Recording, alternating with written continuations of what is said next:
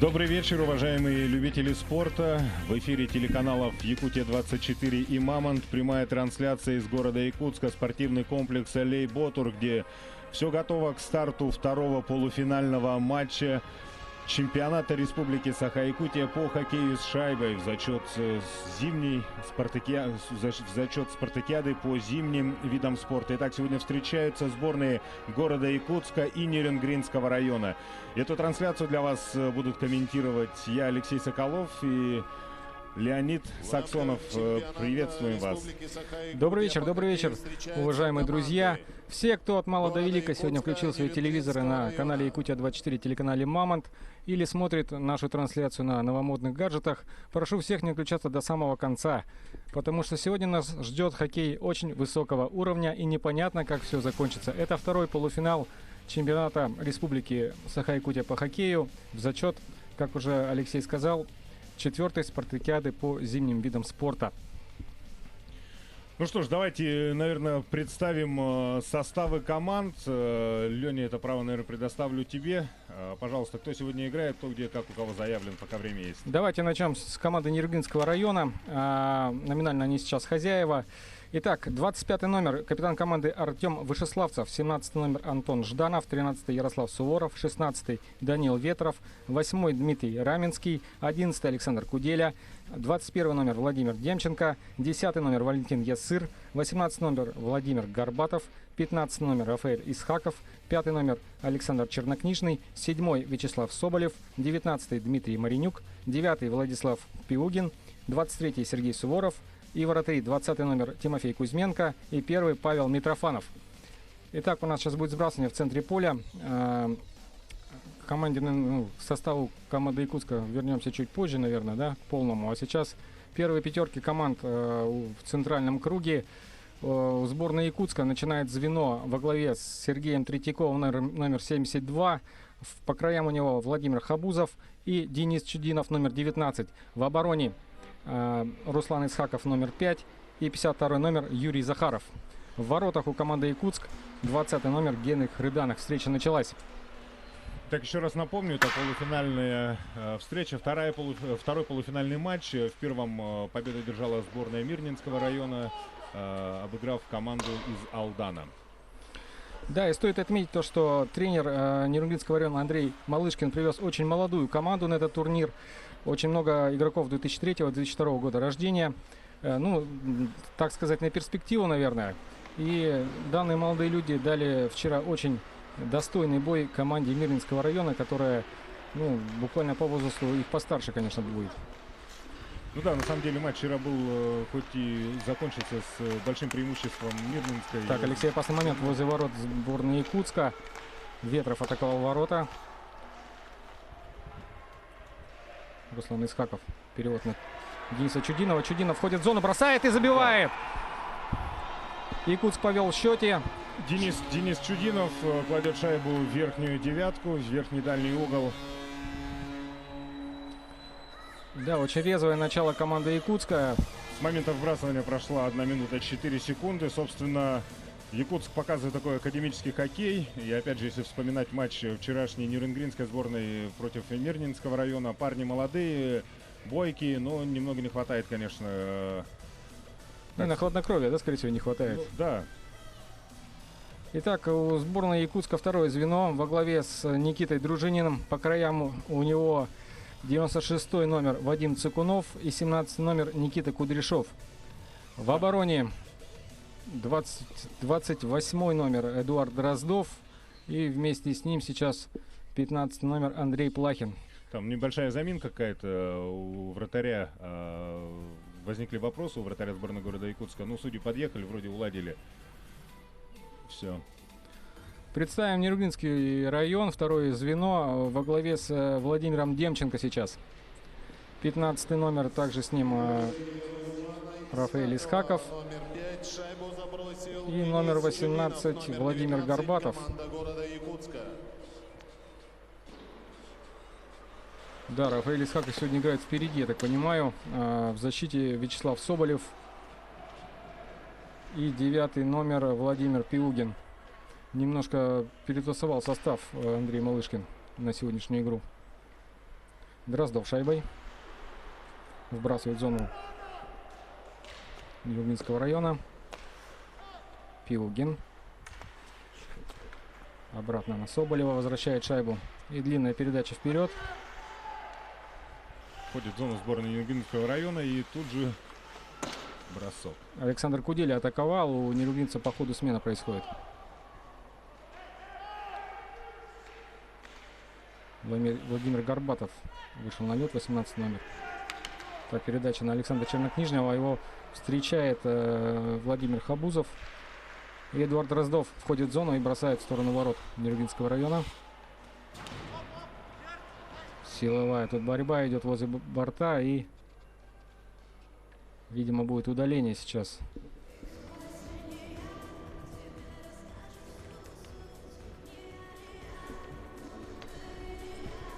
Нет, видимо, судьи проброс зафиксировали. Да, видать, да. Бросок и гол, да. Со сбрасывания сразу же Владимир Хабузов делает счет 2-0 в пользу города Якутска. На самом деле мы видим такой встречный хоккей, но тем не менее счет на табло 2-0. Хотя, в принципе, возможность забить шайбу также была и у Нерюнгринского района, но тем не менее, что имеем, то имеем. Якутск пока уходит вперед. Да, очень неожиданное начало сегодняшней встречи. Счет уже 2-0, прошло 2 минуты 24 секунды с начала встречи. Итак, Третьяков и Ветров были на сбрасывании.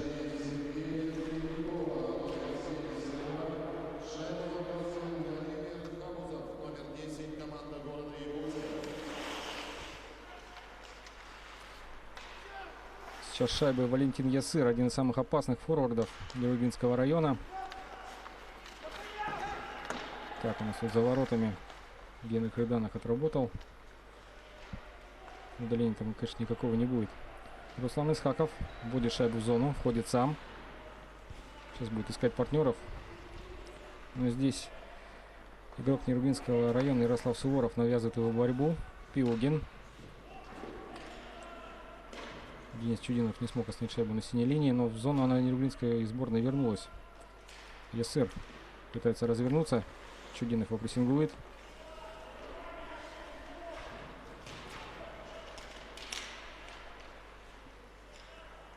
Да, сегодня ждем достаточно много силовой борьбы, поскольку многое стоит на кону. Выход в финал.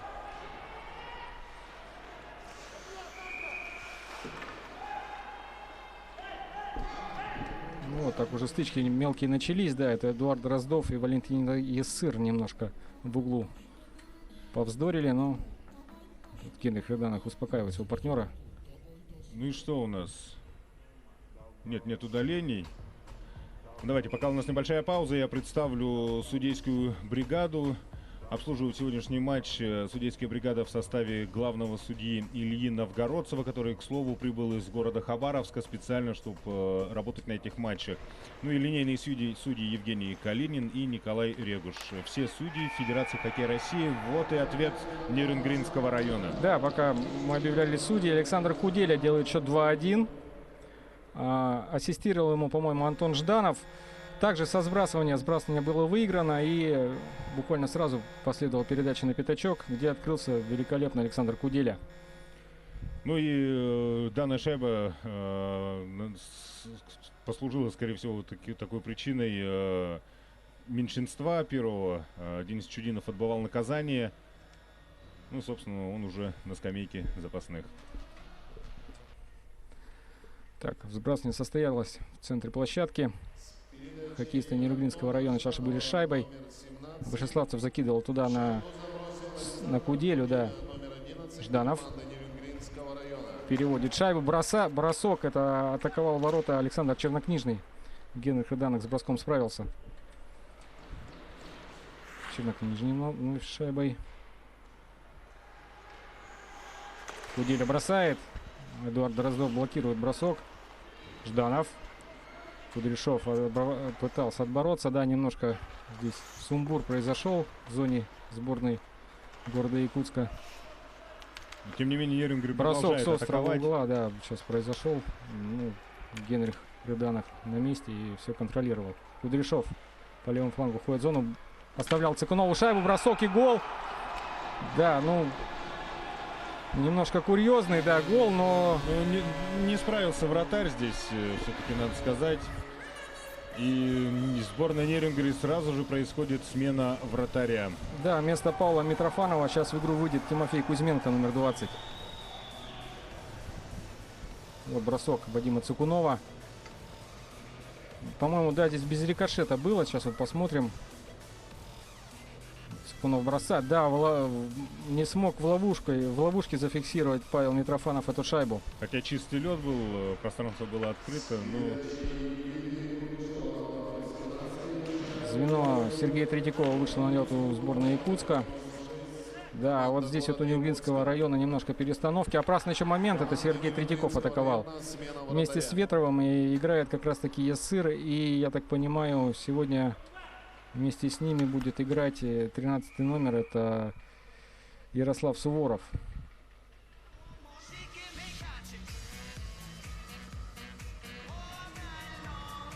Нам показывает крупным планом вратаря Тимофея Кузьменко, который только что вошел в игру и отразил сразу же бросок.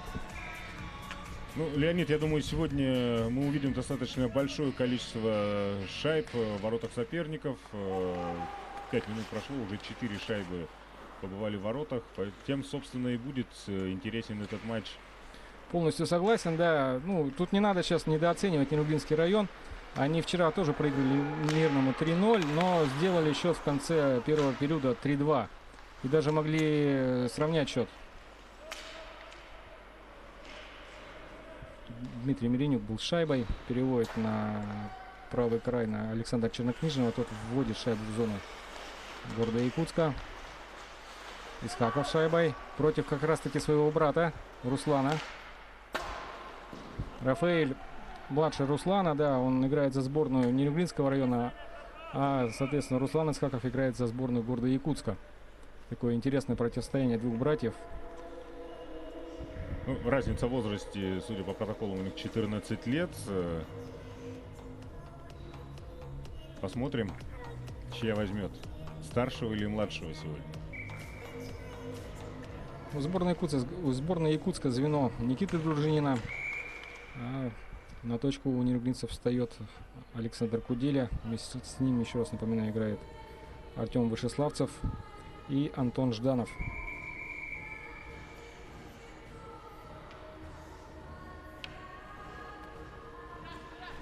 Здесь опять, по-моему, небольшая заминка, да? Да, что-то в смене разобраться не могут сборной города Якутска. Ну, вроде все нормально. Главный судья скорее всего, подъехал к тренерам и что-то разъясняет. Скорее всего, судьи не разрешили меняться сейчас. Но сбрасывание уже состоялось. Бросок. Владислав Пиугин атаковал ворота Генриха Рыданаха, но тот в порядке. Шайбу зафиксировал. Вот сейчас происходит смена у команды города Якутска. Стоит отметить, что накануне сборная города Якутска играла против Алданского района и понесла такую достаточно серьезную потерю в составе.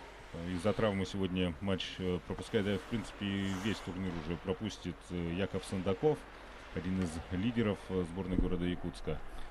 Да, в свою очередь, конечно, пожелаем Якову Владимировичу скорейшего выздоровления и дай бог ему здоровья. Эдуард Дроздов сейчас шайбой в своей зоне.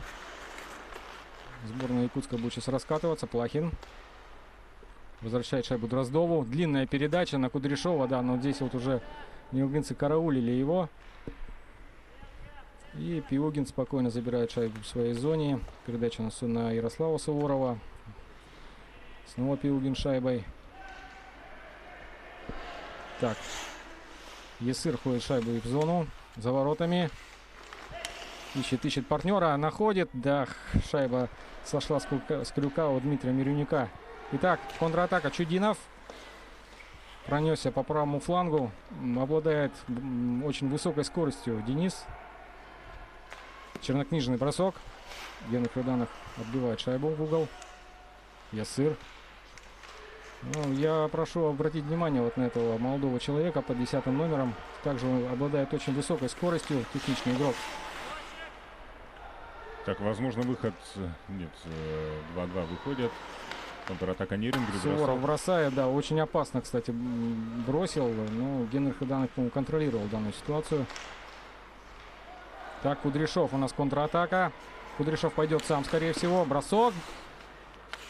Там застряла шайба где-то в щитках у Тимофея Кузьменко. Да, вратарь Он потерял.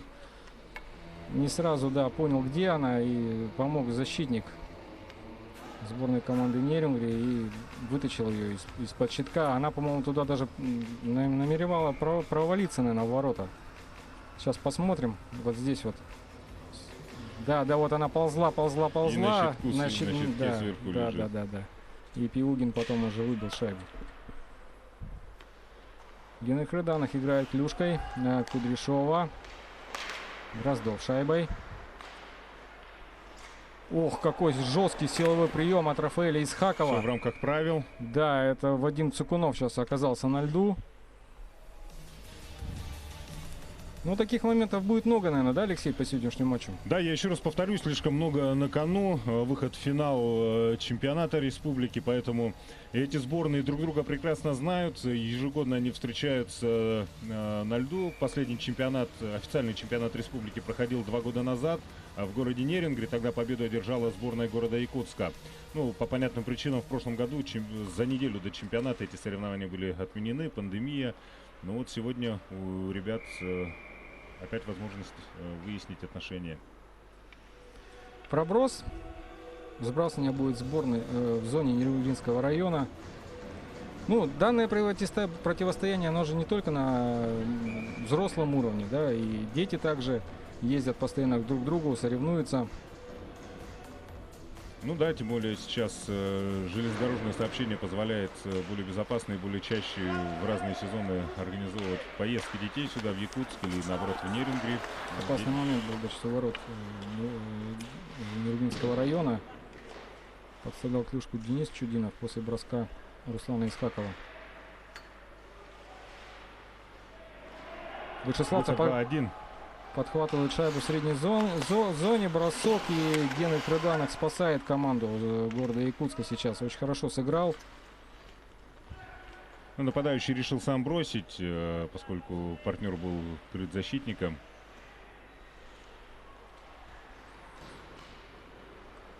Суворов. Кудряшов его догонял, да, и выбил шайбу. Плахин Андрей. Сбрасывает шайбу дальше по борту. Там Вадим Цыкунов.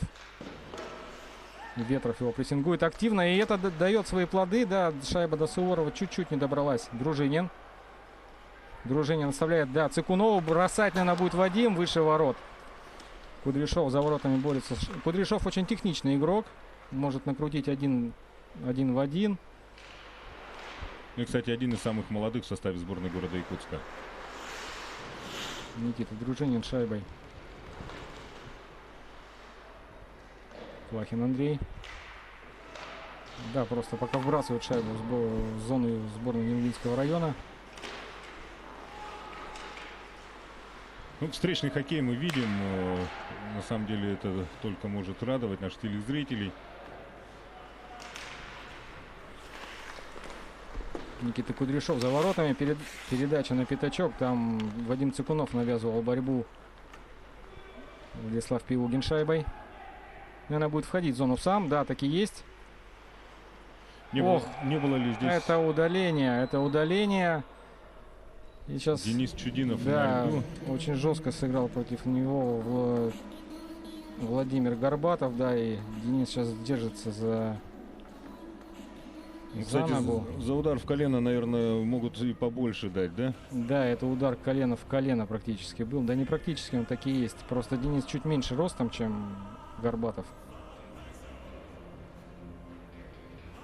Владимир Горбатов на скамейке штрафников.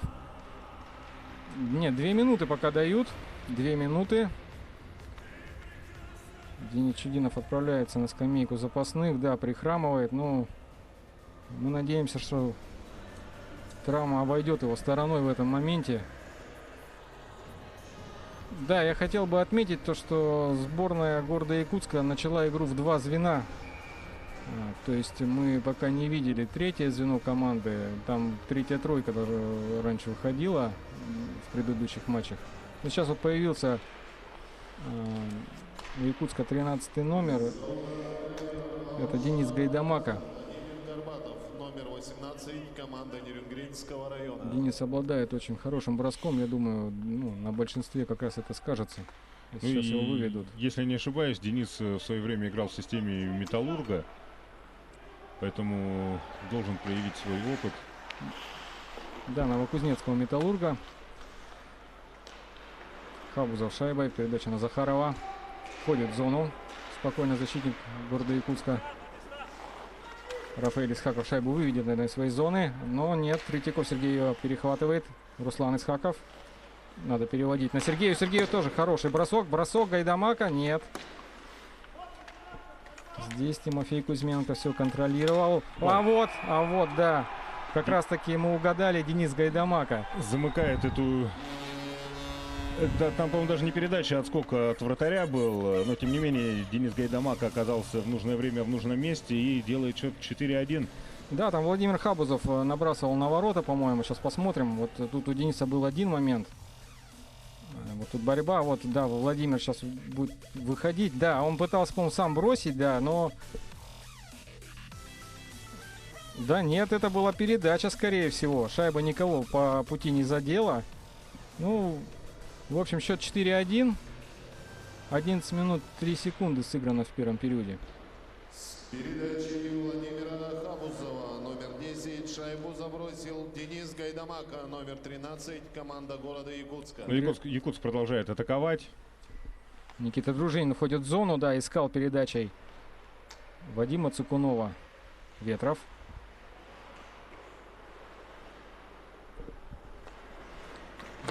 Бросает шайбу назад. Снова Ветров с ней оказывается. Будет, наверное, входить сейчас в зону. Так и есть, да, но здесь Кудряшов очень хорошо сыграл. И Кудряшов выходит, да, здесь с Дружининым 2 в 1, но было положение вне игры. Ну, Никита Дружинин апеллирует судье, уверяя его в том, что правила он не нарушал. Но, тем не менее, Лайтсмен видел все, поэтому вбрасывание в средней зоне.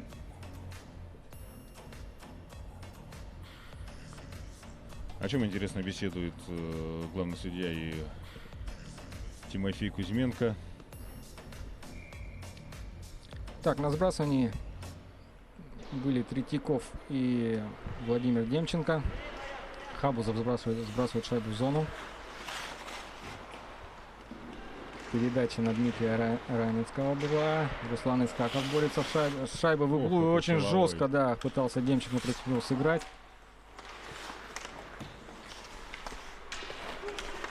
Гайдамака был за воротами с шайбой. Да, Денис Чудинов не вышел. Вместо него сейчас играет 13 номер Денис Гайдамака. Пострельная передача. Здесь хорошо сыграл Захаров. Цукунов борется за шайбой в углу. Передача. Бросок Сергея Третьякова. У Сергея очень мощный щелчок. Вадим Вот Цыкунов. И вот совсем один, да, был Сергей Третьяков. Очередная ошибка. Бросок Руслана Исхакова, и спасает свою команду Тимофей Кузьменко. Да, там, по-моему, даже от Третьякова шайба отлетела. Тяжело сейчас приходится смене защиты Нерюнгринского района. Ну вот сейчас, да, будет, наверное, контратака. Александр Куделя входит в зону, бросает мимо ворот. Жданов здесь навязывает борьбу. Кудряшов со шайбой. Ой, как неудачно попадает в Андрея Плахина. Но здесь все обошлось. Эдуард Дроздов тащит шайбу в зону. Наверное, будет передача в центр, да, так и есть. Там уже Никита Дружинин был готов. Но у Никиты шайбу отобрал Александр Куделя. Вбрасывает в зону. Вновь Дроздов шайбой. Кудряшов. Здесь навязывают ему борьбу.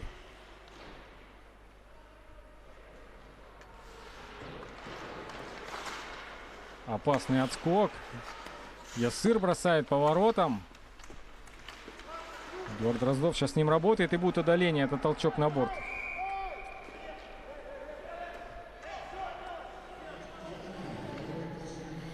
Да, удаление у команды города Якутска. На скамейку штрафованных отправляется кто? Дроздов, да? Эдуард Дроздов, да, сейчас будет отбывать наказание.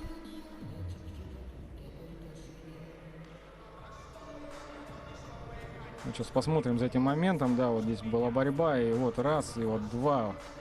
Ну, мы помним, что первое удаление в составе сборной города Якутска обернулось шайбой со стороны Нюрнбергского района. Смогут ли второй раз реализовать большинство? Смотрим. Ветров был на сбрасывании вместе с Третьяковым. Наказан. Эдуард Дроздов, номер 28, команда города Суворов Якутска. уходит за ворота. Ах, тут подскользнулся немножко, и Захаров шайбой, наверное, будет вбрасывать. Нет, сам идет, бросает. Мы видим на льду вновь Дениса Чудинова. С парнем все в порядке. Значит, все обошлось. И слава богу, Денис на льду. Валентин Ясыр. Хорошая скорость у него. Небольшие габариты, но он такой маневренный. Бросок сходу. Лерингеры закрепились в зоне. Нет, надолго не получилось закрепиться. Руслан Исхаков, да, тут спокойно выводит шайбу из зоны. Чернокнижный. Ясыр. Будет искать Ветрова. Нет, сам уходит и... Ох, еще одно удаление в составе сборной города Якутска. И в течение 1 минуты 9 секунд Нерюнгри будет играть в пятером против 3 соперников. Да, Сергей Третьяков отправляется на скамейку оштрафованных. Ну что, хорошая возможность Вот смотрим сейчас. сократить разницу в счете. Да, нога осталась на месте, и запнулся об нее Валентин Ясыр. За подножку малым штрафом наказан. Сергей Дмитрий Третьяков, Маринюк. номер 72, команда города Якутска. Куделя. Бросать будет, наверное, бросок. И попал в своего партнера прямо в лицо. Это, по-моему, Антон Жданов. Сейчас посмотрим. Довольно-таки неприятный момент. Но главное, чтобы со здоровьем все было в порядке. Тут же, Да, тут же на льду- медики. на льду появляются медики. Да, Антон Жданов. Сейчас посмотрим этот момент. Вот бросок. По-моему, Куделя, да, атаковал и прям в лицо попал он ему. Да, достаточно неприятная ситуация. Пожелаем здоровья.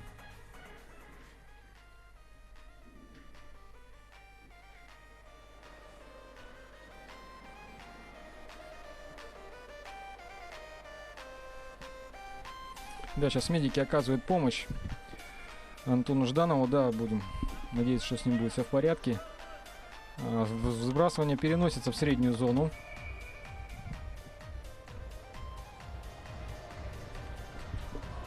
Такая пауза. Главное, чтобы данная ситуация не повлияла на моральный климат в составе сборной Нюрнбергского района, которым еще отыгрываться и играть в большинстве.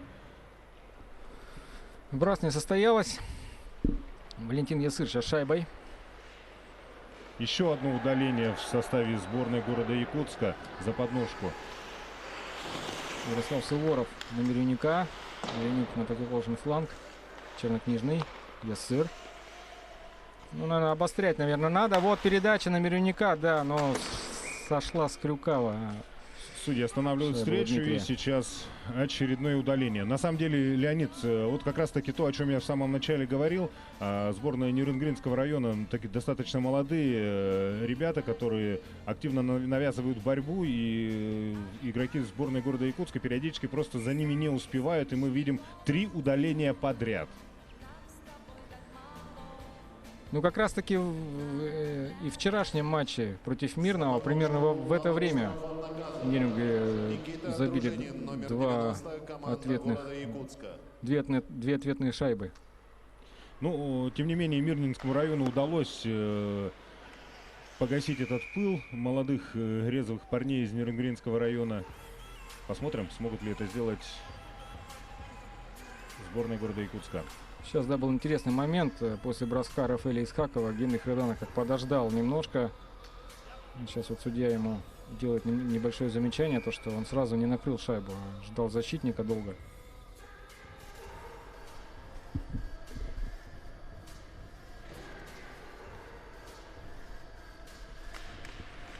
Так, состоялось сбрасывание. Вышеславцев с шайбой, чернокнижный. Закрепились в зоне. Снова Артем с шайбой. Передача на чернокнижного. Дальше на Куделю. Ну, бросок, наверное, должен состояться. Есыр. Ну, видимо, уже хотят наверняка, то есть разыграть. Вышеславцев. Ну, наверное, надо уже обострять. Вот передача хорошая на чернокнижного. Бросок. Руслан Исхаков самоотверженно играет. Бросается под эту шайбу. Чернокнижный на Есыра, да, очень было неплохо. Куделя. Вышеславцев. Есыр. Вот, обостряет бросок. Рафаэль Исхаков наносил этот бросок сходу. И снова Есыр. Хорошо контролирует, вот, набрасывает немножко. Рафаэль. Надежен вратарь. Да, надежен Генрих Рыданов в этом эпизоде.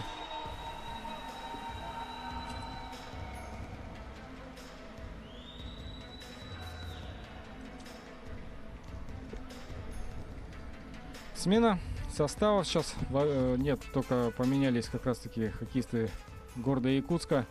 Состав у Нерюнгри остается прежним. Вот. А Рафаэля Исхакова только поменял, по-моему, сейчас вышел на лед Ярослав Суворов по 13 номерам. Да, так и есть. То есть своих лидеров по-прежнему держит на льду Андрей Малышкин в этом большинстве. А у сборной Якутска на площадке 17 номер Никита Кудряшов, Эдуард Дроздов и Андрей Плахин. Вышел четвертый игрок в составе сборной города Якутска. И матч продолжается 5-4. Да, Сергей Третьяков вышел уже на площадку. Куделя входит по левому флангу в зону. Оставляет шайбу чернокнижному. Суворов с шайбой. Чернокнижный. Шайба неплохо ходит, да, но мне кажется, надо немножко поострее действовать, немножко, может, набрасывать шайбу на ворота. Потому что очень уж хотят доверного разыграть хоккеисты Нерюнгри. Это большинство. Нет, ну надо отдать должное вратарю Генриху Рыданых, который, собственно, уже в эти минуты несколько раз уже спас свою команду.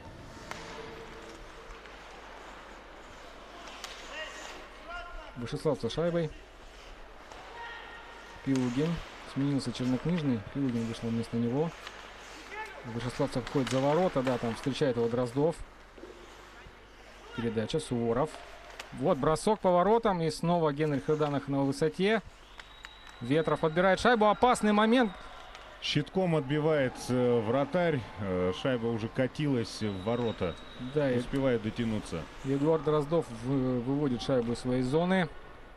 Есыр снова вышел на площадку. Вот у него буквально 2 минуты, по-моему, был перерыв. То есть он столкнулся в центре поля с Цикуновым. Ветров атакует ворота. Генрих Рыданов вновь отбивает шайбу. И контратака.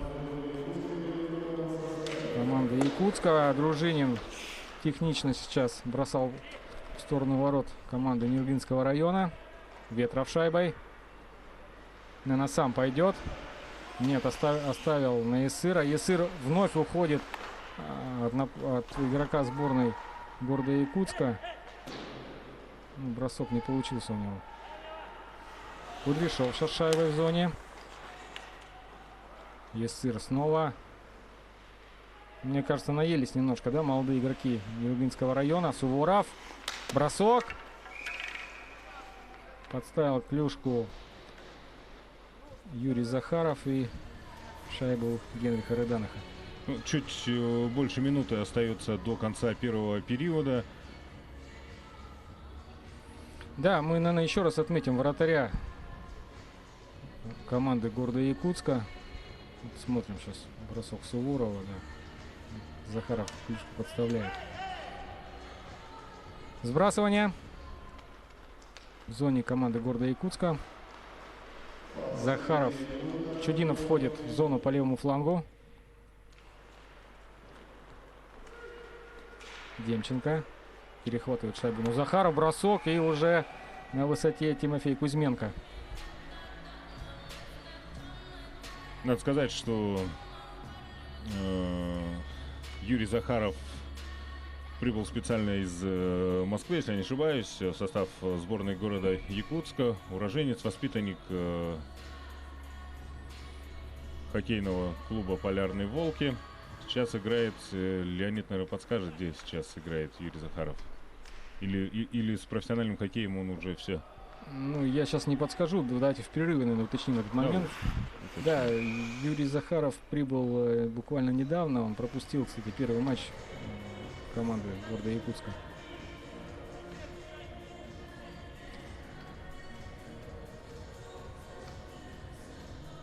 «19 минут 19 секунд сыграно в первом периоде. Сбрасывание в зоне команды города Якутска. Дружинин и Куделя сейчас на сбрасывании. Куделя выигрывает сбрасывание. Бросок. Вышеславцев атаковал ворота. Дроздов Эдуард снова пытался вынести шайбу из зоны. Но здесь неплохо сыграл Чернокнижный. Сейчас он от двоих уходит, бросает. И Генрих Эданах на чеку. Да, надежный вратарь. На самом деле, не знаю, уж последние, наверное, минут 5-7 сборная Нерюнгринского района активно атакует. Но, к сожалению, пока безрезультатно для счета на табло.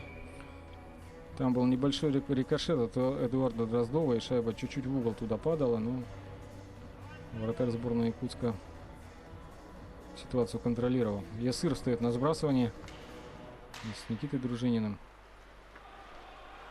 Дроздов снова. Ой, какая передача получилась! И не зафиксировал шайбу сейчас Кузьменко. Вышел из ворот он. Ну, правильно делал. Итак, Ясыр. Бросок. Может, стоило на Суворова переадресовать шайбу. 4 секунды до конца. Сейчас будет уже сирена. Да, вот она звучит. Ну что ж. Завершился первый период полуфинальной встречи между сборными города Якутска и Нерюнгринского района. Счет 4-1, столичный впереди. Ну а мы отправляемся на перерыв. Через 15 минут вернемся.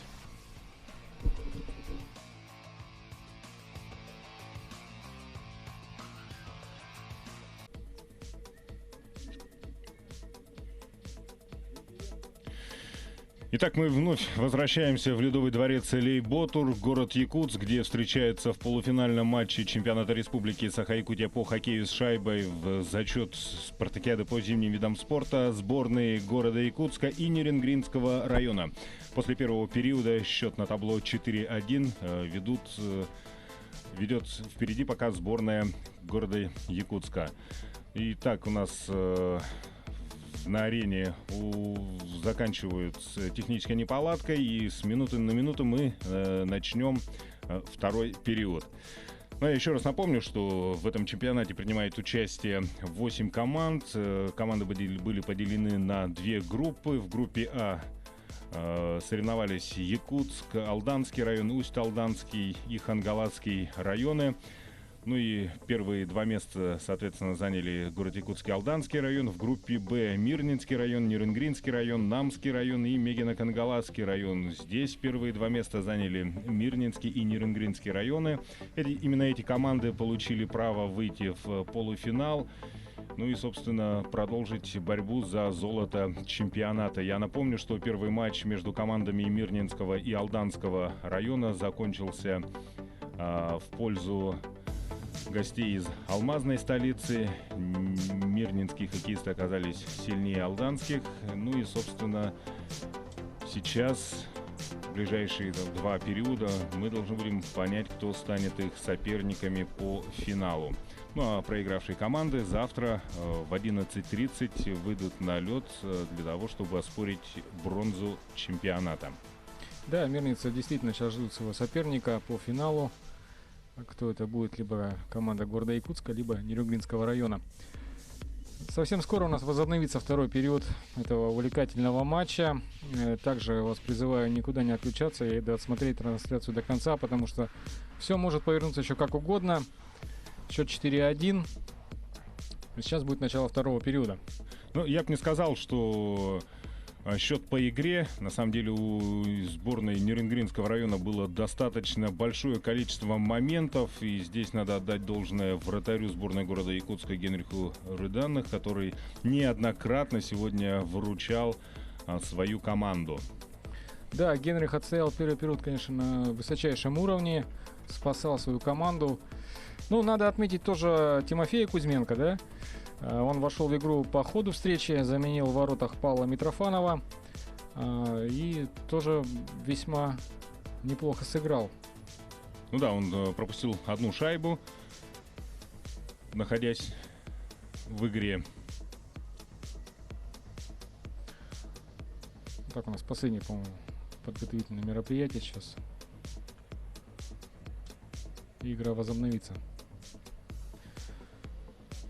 Пройдемся, наверное, по составам, пока у нас есть время. Кто непосредственно сейчас к нам подключился. Итак, начнем с Нерюнгринского района. 25 номер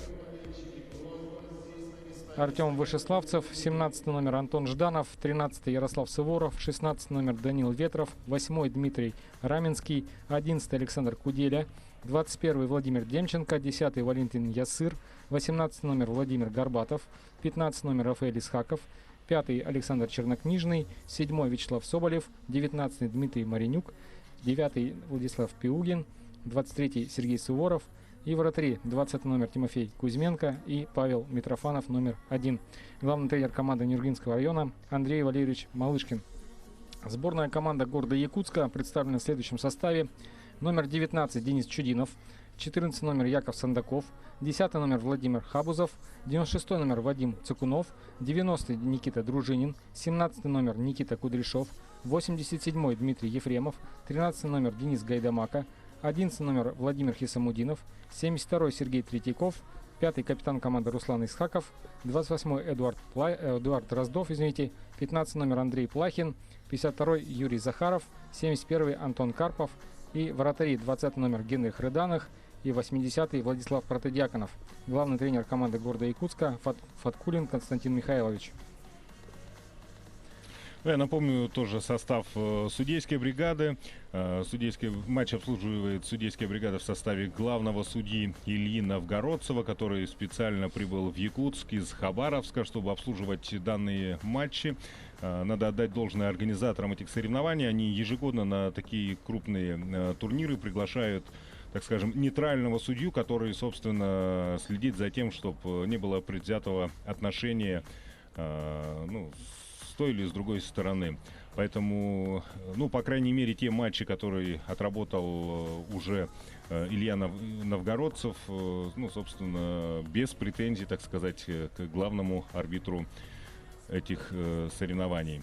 Линейные судьи Евгений Калинин и Николай Регуш. Еще раз отмечу, что все судьи Федерации хоккея России, аккредитованные специалисты.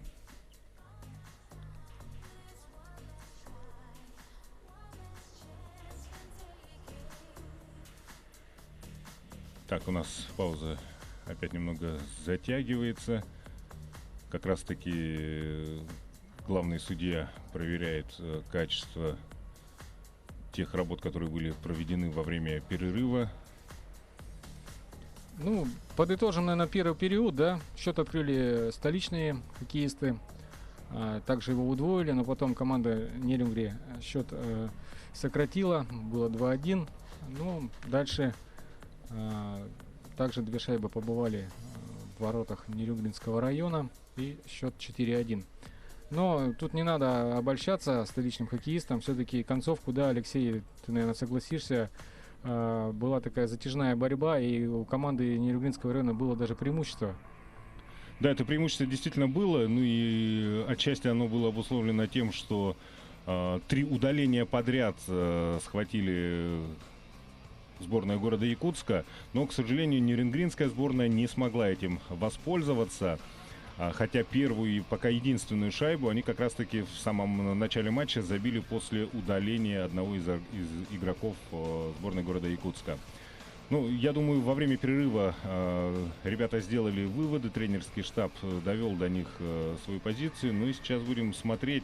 Ну, я в первом периоде говорил об этом, и сейчас, наверное, повторюсь, что все-таки нерюнгринские ребята, они на порядок моложе, чем тот же средний возраст по городу Якутску. Поэтому они навязывают такие большой быстрый темп своим соперникам, и поэтому вынуждают ошибаться своих соперников. Ну, посмотрим. Да, Андрей Малышкин, главный тренер Нерюнгинского района, привез очень молодую команду на этот турнир, на перспективу. И, если честно, она удивляет. Они с Нерюнгинским районом сыграли очень качественно, навязали нешуточную борьбу одному из фаворитов этого турнира. Ну да, парни в основном 18, 19, 20 лет и достаточно такой качественный хоккей показывают. Поэтому, я не знаю, тут, если уж делать прогнозы и понимая, какая ситуация в сборной города Якутска или в сборной Мирнинского района, тут можно смело, собственно, сказать, что будущее, наверное, за хоккеистами из Нерюнгринского района. 3-4 года, и эти ребята будут смело биться. Если в сегодняшнем матче фаворитами, положа руку на сердце, является сборная города Якутска, то 3-4 года и Нерюнгри будут явными фаворитами в подобных соревнованиях. Справедливости ради скажем то, что у нас тоже есть молодые игроки 2002 года рождения. Это Владимир Хабузов и Никита Кудряшов. Итак, у нас все готово для старта второго периода матча между сборными города Якутска и Нерюнгринского района. Итак, стартовые звенья команд. В центре площадки сейчас находятся Сергей Третьяков и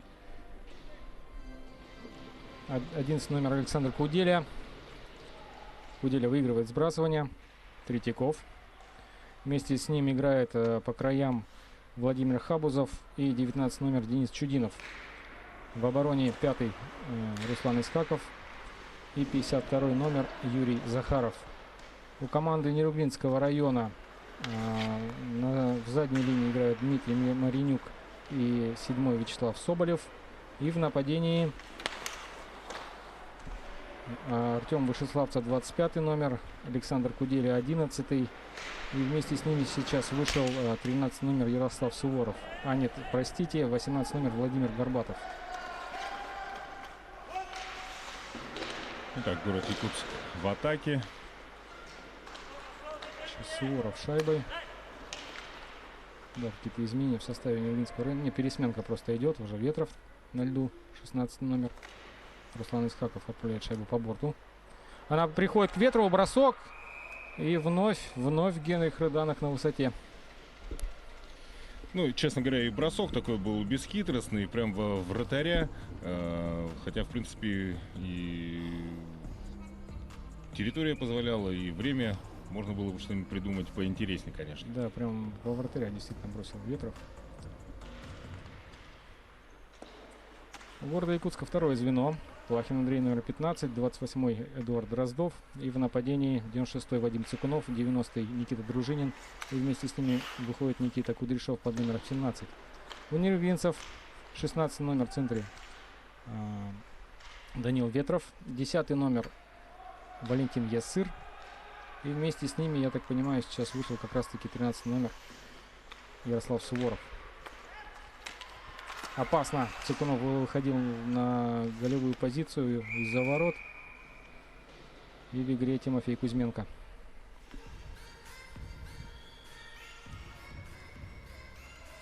Вбрасывание будет в зоне Нерюнгринского района. Игра немножко успокоилась, по-моему, да, Алексей, сейчас? Ну да, наверное, может быть и пауза это техническая сказалась. Ну, я думаю, еще пару минут и ребята раскатятся. У Нерюнгринского района выходит третья тройка. 8 номер Дмитрий Раменский, 21 Владимир Демченко. И вместе с ними сегодня впереди играет Рафаэль Исхаков. Вот он как раз пытается прорваться вперед. Пытается прорваться вперед. Не получается это у Рафаэля, но тем не менее нюрнбергская сборная... Да, Демченко сейчас за воротами был. Там Руслан Исхаков остается хорошо в подчистил. нападении. Опасный момент. И подставлял клюшку по-моему, Дмитрий. даже перекладина была. Дмитрий Раменский подставлял опасно очень клюшку. Третьяков. Захаров.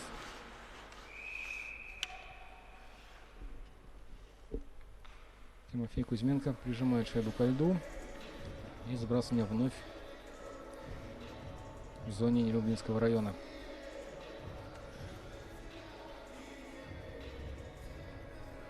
Звене с Александром Кудели сейчас в защите вышли Вячеслав Соболев под номером 7. Да, и вместе с ними играет Владислав Пиугин, 9. Опасно. Да, отскок от борта. Кудряшов выходил на завершающий бросок. Горбатов. Вот, Дроздов его восстанавливает. Соболев. Чуть-чуть ошибся, да, но потом исправил свою ошибку. Куделя. Будет ходить в зону, наверное. Дружинин. Куделя сам упал. Соболев. Вышеславцев. Там Дроздов навязывает обоим борьбу. Но Вышеславцев выходит. Удаление, очередное Да. удаление. Клюшкой по лицу получает игрок сборной Нерюнгринского района. Игра высоко поднятой клюшкой была. Капитан Вышеславцев. Артем Вышеславцев. Ну, вроде нормально обошлось все, но тем не менее нюрнбергская сборная вновь получает большинство. И отбывать наказание у нас будет Эдуард Дроздов, номер 28. Для Эдуарда это уже второе удаление за матч. Вообще, сборная города Якутска Грешит удаление. Да, минимум минут 8-10 уже заработала в этом матче. Малым штрафом наказан Эдуард Дроздов, номер 28, команда города Якутска. Рафаэль Исхаков с шайбой. Передача на Ветрова. Ветров оставлял шайбу Ессыру. Передача данная не прошла. Ярослав Соболев входил в зону. Ессыр. Опасно. Захаров почищает здесь, да. Денис Чудинов шайбой.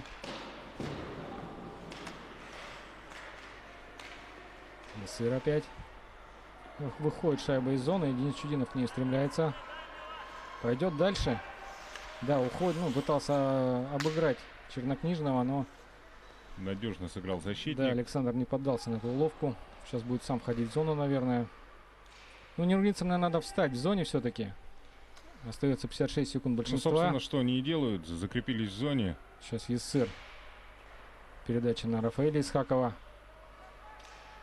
Рафаэль пытался сделать передачу, но технически что-то не получилось. И да, выходит 1 на 1. Опасный момент. Никита Кудряшов бросает, и, по-моему, перекладина. Перекладина, да. Шайба попадает в перекладину. Даже крестовина, по-моему, была. Ессыр шайбой. Быстро, как Нерюнгринский район. Вошел в зону города Якутска. Прям одной передачи. И уже Ессыр оказался на синей линии чужой зоны. Да, тут в штангу шайба попадает.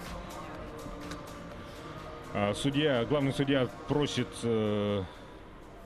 видеопросмотр, видимо. Сейчас будут разбирать этот момент.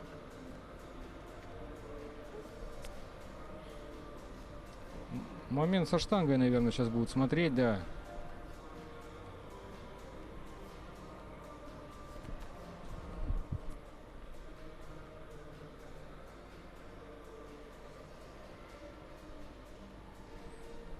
Причем это не был запрос видеопросмотра от тренерских штабов, это решение главного судьи. Илья Новгородцев, видимо, какие-то определенные сомнения игровые у него возникли. И сейчас будут смотреть они.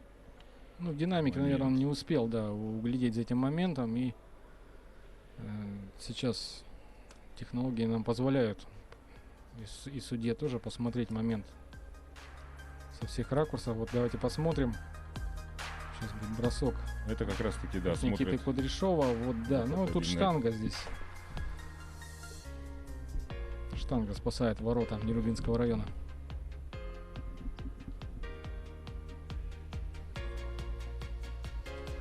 Сейчас главный судья. Да. Нет гола, и значит вбрасывание будет в зоне города Якутска. У города Якутска, да, следующий состав на это большинство. С Дружинин, Чудинов, Гайдамака. Это то есть смешанная тройка.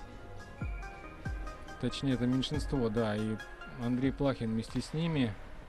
Здесь перестановки небольшие в составе. Нерюнгри выигрывает вбрасывание, что очень важно. Но тем не менее шайбу теряют, Гайдамака идет вперед. Из Гайдамака вводит шайбу в зону. Артем Вышеславцев его прессингует и шайбу отбирает. Да, Куделя не смог обработать шайбу здесь. И закрыть зону не Не успел. успели Да. закрыть зону. Это Дмитрий Маринюк был. Заново вкатываются, Куделя начинают свою атаку. входит Какой в пас. зону, да, и искал Вышеславцева Артема на пятачке. Играет в полном составе. Андрей Плахин прессингует, как его Куделя, и выигрывает эту борьбу, и будет удар по рукам, скорее всего.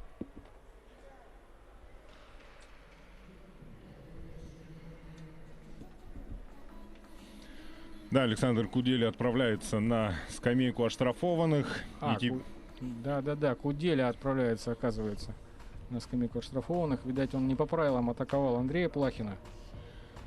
Ну и теперь численное преимущество у сборной города Якутска.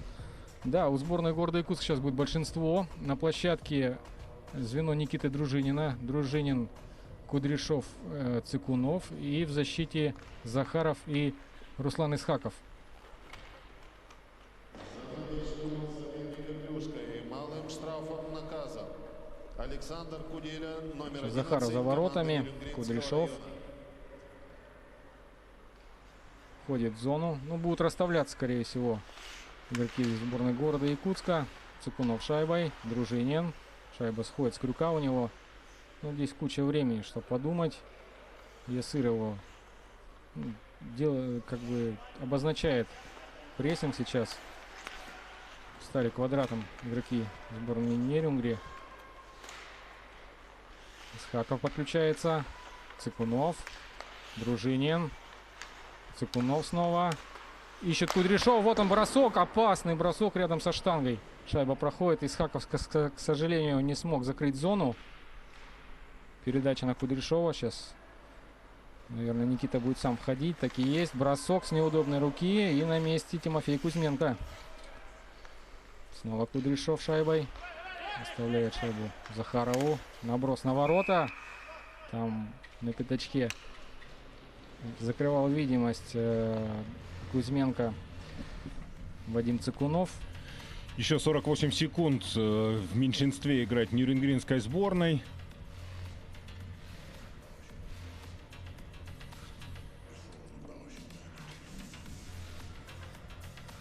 Да, 48 секунд осталось до конца большинства. Третьяков, Хабузов, Чудинов вышли на лед. У команды города Якутска Вышеславцев шайбой. А здесь в Нерюнгри Вышеславцев где-то впереди. И на задней линии играют 9 номер Владислав Пиугин и 19 Дмитрий Маринюк.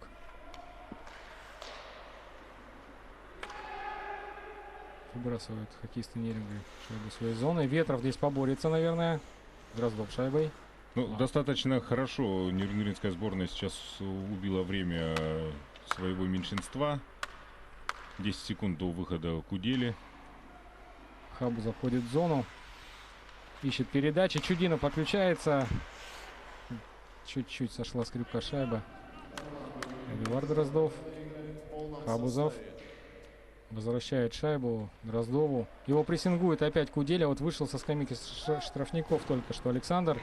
Какой силовой прием.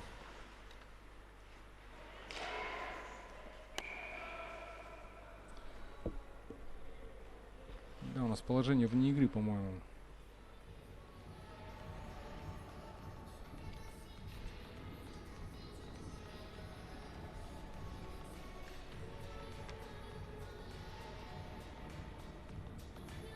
Главный арбитр переносит сбрасывание в зону Нерюнгинского района. Демченко и Дружинин на сбрасывании. Демченко. Нет, Дружинин выиграл сбрасывание. Да, будет удаление. Да. Вновь в составе Нерюнгринского района. Это как раз таки Владимир Демченко сейчас отправится на 2 минуты.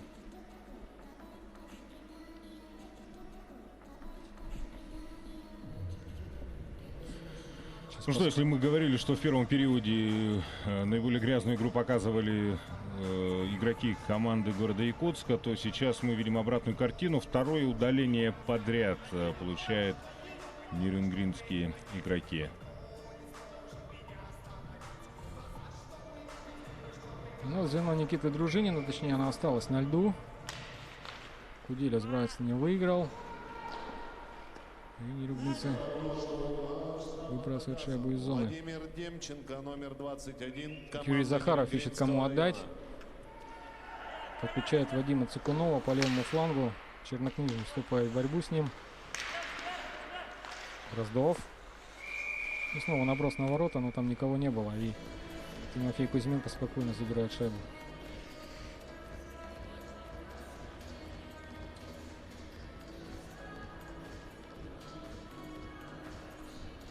Сбрасывание вновь в зоне команды Нерюнгри.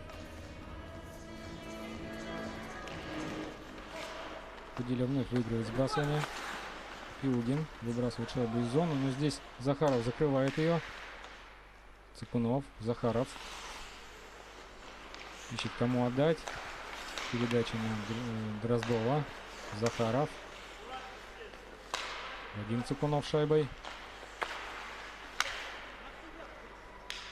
Хоккеисты Нерюнгри неплохо убивают меньшинство. Вот встали квадратом и сейчас набрасывал Захаров на ворота. Дроздов. Захаров. Цикунову неудобно бросать было отсюда. Первая минута меньшинства позади. Кудряшов шайбой. Вот переводит на Вадима Цикунова. Тот замыкал, но, по-моему, у него клюшка сломалась при броске. Геннадий Федорович шайбой. Дружинин будет входить в зону. Ни игры не было. И вот здесь Пиугин встречает, и Яссыр будет бороться за эту шайбу, конечно. Дроздов искал Дружинина. Вот здесь один Кудряшов, бросок. Яссыр пытался вывести шайбу из зоны, но не получилось. И Андрей Плахин набрасывал на ворота. И здесь, да, Эдуард Дроздов атакует вратаря. Вратарь — это святое. Понятная реакция защитников Нерюнгринского района. Ну, судьи Успокаивают, да, игроков. успокаивают игроков, да. 10-й номер Валентин Яссыр. Очень активный игрок. На самом деле, действительно опасно повел себя нападающий сборной города Якутска по отношению к вратарю соперников. Ну, здесь справедливости ради надо сказать то, что Вячеслав Соболев подтолкнул Эдуарда Дроздова на вратаря. Как-то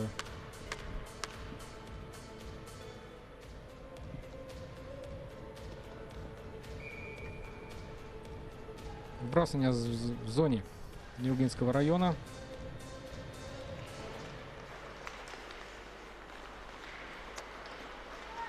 Удается вывести шайбу. Ярослав Суворов угрожал сейчас воротам. Ох, жестко там сыграл потом против Дениса Чудинова. Третьяков входит в зону. Бросок. Еще бросок. Добивал Сергей Третьяков сейчас шайбу. Ну, Тимофей Кузьменко вновь в игре. Ну и сборная Нерюнгри в полном составе.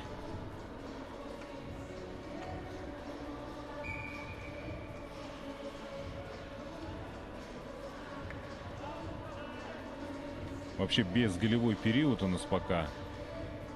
Да, шайба как-то не держится, да, в зоне на той и другой команды.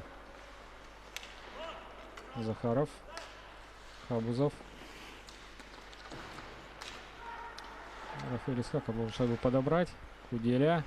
Вышеславцев Артем. Будет бороться вот здесь в углу с Русланом Исхаковым за эту шайбу.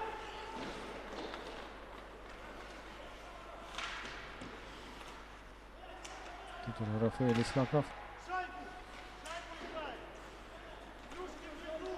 Там шайба сейчас.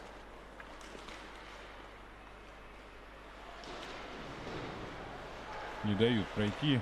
Да, Юрий Захаров здесь в углу поборолся и бросил шайбу в зону, но она там долго не задержалась. ЕСР. Снова он на площадке. Бросок с неудобной руки не получился. Да, у него там блокировали игроки города Якутска данный бросок. И дальше уже... Шайба покидает с предела площадки. Да, здесь бросок был совсем выше ворот.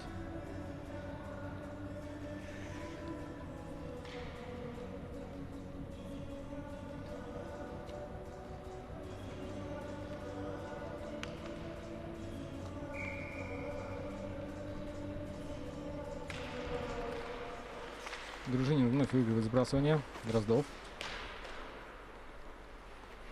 Кудряшов. Дальше на Дружинина. Цыкунов. Кудряшов. Бросок. Кузьменко неплохо, да, Алексей, вошел в игру? Да, Кузьменко действительно хорош. Ну и мы видели, ждали контратаку. Ох, какой силовой прием. Не будет ли тут зафиксировано? Нет, удара локтем нет зафиксировано.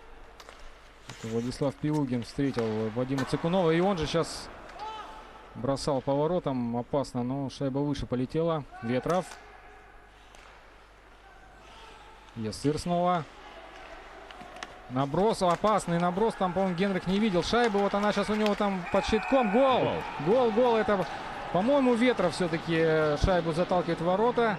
Дожали, но сейчас, я думаю, судьи разберутся, на чей счет записывать эту шайбу. Тем не менее, ну, действительно, вот дожали. Вот, в прямом смысле слова. Сейчас мы это на повторе, собственно, да, увидим. трудовая шайба. Сейчас посмотрим. Вот Вячеслав Соболев будет набрасывать на ворота. И там трафик возле ворот не видел Генрих Рыде. Вот здесь вот он ее отбил. И дальше, да, не видел он ее. Ветров ее там проталкивал. Ну, либо Ветров, либо... Вот сверху и более ясно будет. Шайбу забросил Данил Ветров, номер 16. Да, но мне показалось, как будто все-таки Владислав Пиугин там оказался. И последний шайбу, последний все-таки коснулся шайбы. Но шайба записана на счет Данила Ветрова, номер 16. Ну, я думаю, потом, после уже протокола перепишут. Мы все прекрасно видели, что действительно последним шайбы касался Владислав Пиугин. И счет 4-2. Нерюнгри сокращает. Да, очень интересный матч. Уже 4-2. И сборная Нерюнгри сейчас была в атаке, но это вне игры, да. Здесь Владислав Демченко остался в зоне.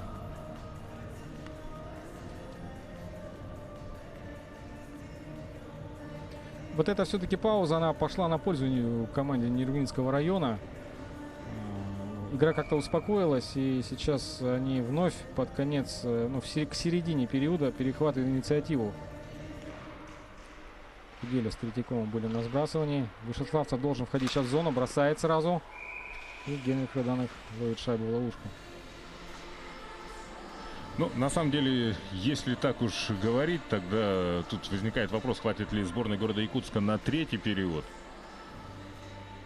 Да, мы еще раз подчеркиваем, что у нерюнгринцев достаточно молодая команда. И в третьем периоде как раз-таки будет видно, у кого больше осталось сил. И счет 4-2 еще ничего не означает.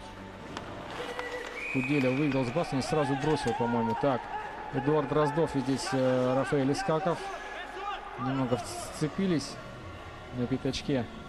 Ну, я думаю, удаления не будет. Хотя... Да, главный судья показывает на удаление в сборной Нерюнгринского района за удар соперника клюшкой. Кого удаляют, мы сейчас поймем. Рафаэля Исхакова, Да, по-моему, Рафаэль Исхаков, номер пройти. 15, отправляется на 2 минуты. Давайте посмотрим здесь, что было. Ну, какой-то неоднозначный, по-моему, момент. Может, с этого ракурса мы что-то поймем. Да, он ударил, Рафаэль Исхаков ударил Генаха Рыданыха по ловушке после свистка, я так понимаю. И сразу Эдуард Дроздов пытался уступить за своего голкипера. Ну, главный судья Илья Новгородцев подъехал к тренеру нерюнгринской команды, объясняет, что произошло, чтобы не возникало лишних вопросов. Потому что мы тоже сразу с Алексей с тобой, да. Да, мы этого момента мы не заметили. А сверху было все видно. Уже прижал шайбу Геннадий Рыданых и по ловушке его ударил Рафаэль Исхаков. Но опять же отдаем должное Илье Новгородцеву, который в такой ситуации заметил это нарушение. Итак, нерюнгри вновь в меньшинстве. Для них это уже третье удаление во втором периоде. 6 минут штрафа. Посмотрим, будет ли 6, если вдруг город Якутск сможет реализовать это большинство. Пиугин выбросил шайбу из зоны после выигранного сбрасывания. Номер 15, команда Нерюнгринского района. Эдуард Дроздов с шайбой. Дроздов с Захаровым сейчас вышли. Ошибается город Якутск при выходе из зоны. Да, и бросок Чернокнижнего с синей линии. Никита Кудряшов. Захаров. Ну, сейчас город Якутск будет раскатывать на свою атаку. Вадим Цикунов. Уже 40 секунд прошло, к сожалению, город Якутск так и не может войти в зону соперников. Вот сейчас только это получается. Надо отдать должное, да, команде Нерюнгри еще раз. Они очень хорошо играют в неравных составах, в меньшинстве. Прессингуют, несмотря на то, что Да. играют в меньшинстве. Владислав Пиугин обозначил прессинг сейчас. Кудряшов входит в зону по правому флангу, оставляет шайбу Третьякову. Сергей Третьяков в углу. Возвращал шайбу Кудряшову, но очень хорошо сыграл Владислав Пиугин, перехватил шайбу и Опять отбросился, Отбросился, и да. уже вторая минута меньшинства остается, 40 секунд до выхода пятого полевого игрока. на льду уже тройка Сергея Третьякова. Бросал Руслан Исхаков сейчас за синей линией. Ух Ох, ты! какой силовой прием, да, там. Там явно игроку нерюнгринской сборной требуется помощь, и достаточно такой сильный удар о борт он получил. Летел на борт он сам. Сейчас посмотрим, да, Владимир Хабазов здесь боролся за шайбу, и вслед за ним катился Дмитрий Маринюк. Хотел применить силовой прием, но как-то неудачно там упал об борт. Ну нет, встает, все в порядке вроде бы. Напомним, в первом периоде была травма. Антон Жданов. В Антона Жданова попала шайба в лицо. Такой неприятный момент. Желаем Антону скорейшего выздоровления. Надеемся, что ничего серьезного. Так, сбрасывание переносится в центр площадки. И еще 28 секунд играть нерюнгри в меньшинстве. Куделя выигрывает сбрасывание вышеславцев. Соболев отбрасывает ее. Руслан Исхаков. Вот давят. И опять удаление. Ну Опять что ж удаление, такое? да. Нерюнгринский район в течение 19 секунд будут играть в формате 5-3. Город Якутск получает достаточно такое хорошее преимущество, которое было у Нерюнгринского района в первом периоде. Ну, посмотрим, воспользуются ли этим столичные хоккеисты. Артем Вышеславцев отправляется на скамейку штрафников. Да, там была подножка, он наотмашь попал в ноги Руслану Исхакову. Дружинин выигрывает сбрасывание. Дроздов, Цикунов. Снова Дроздов шайбой. Сейчас, наверное, будут Жданова искать на левом фланге. Нет, Дроздов сам бросает, и в игре Тимофей Кузьменко.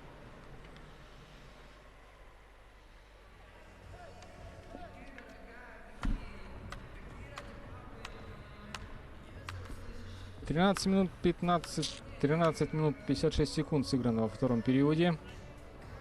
И 5 секунд осталось играть в формате 5-3 до выхода четвертого полевого игрока. Ну и минута 46 до выхода пятого. Да, сейчас через буквально 5 секунд выйдет на лед Рафаэль Исхаков. Куделя молодец, сбрасывание выигрывает снова и выводит нерюнгринцы шайбу в среднюю зону. Вот уже вышел из хака. Вместо него появляется на площадке Яссыр Валентин. Ну и мы продолжаем смотреть матч в формате 5-4. Все в порядке с Ярославом Суворовым, который вот буквально пару минут назад ударился о борт, вышел на лед парнишка, все с ним в порядке. Сбрасывание было в зоне Нерюнгринского района. Плахин Андрей там борется за шайбу. Так, тут, да, был такой неприятный момент. Ну, судьи посчитали, что не было нарушения правил. Сейчас вне игры.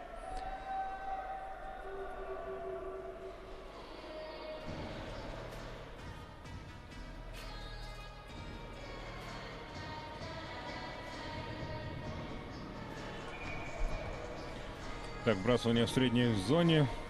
Минуту 21 секунду еще сидеть на скамейке оштрафованному игроку Нерюнгринского района. Руслан Искаков. Вот, Леонид, отмечу такой момент, что в сборная Нерюнгри при игре в меньшинстве достаточно качественно играет на взбрасывании. По-моему, все вбрасывания они выиграли и, собственно, таким же образом отправляют шайбу подальше от своей зоны. У них это неплохо получается, убивает время, ребят, молодцы. Да, и в средней зоне неплохо они встречают, точнее уже в своей встречают команды города Якутска, вот как сейчас, да. Среднюю зону команда города Якутска проходит достаточно легко, ну а дальше уже возникают трудности. Вот сейчас шайба покинула пределы площадки, и вбрасывание будет в средней зоне.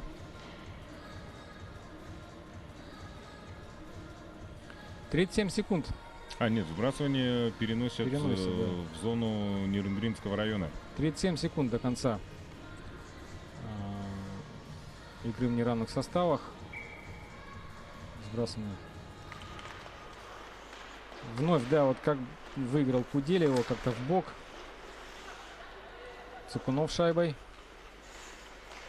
Передача на Эдуарда Дроздова. Бросает Эдуард, и в игре Тимофей Кузьменко.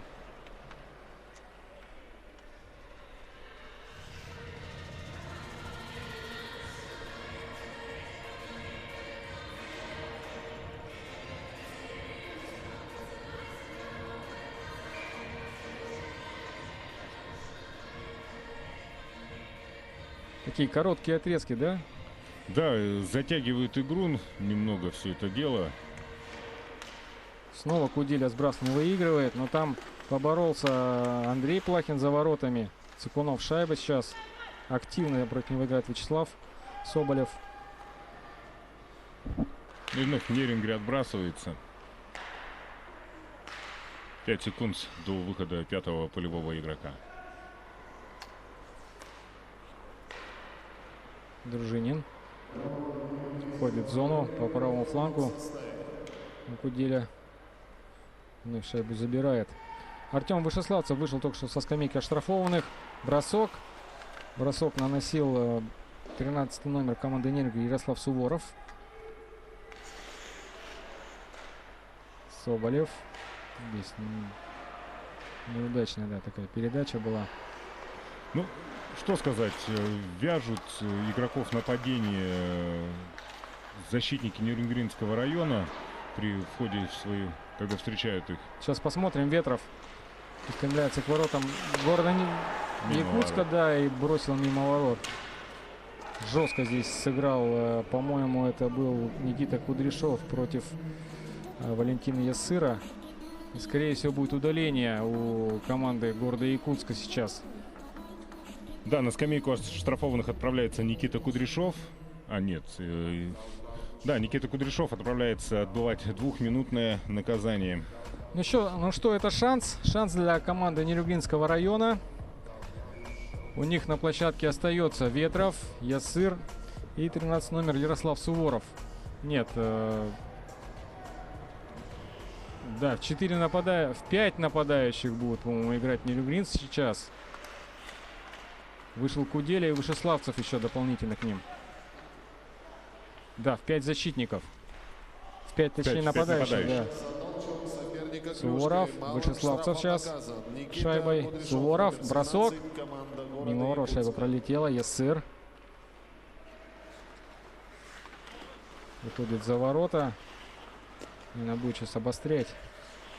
Передача вновь на Суворова. Вышеславцев.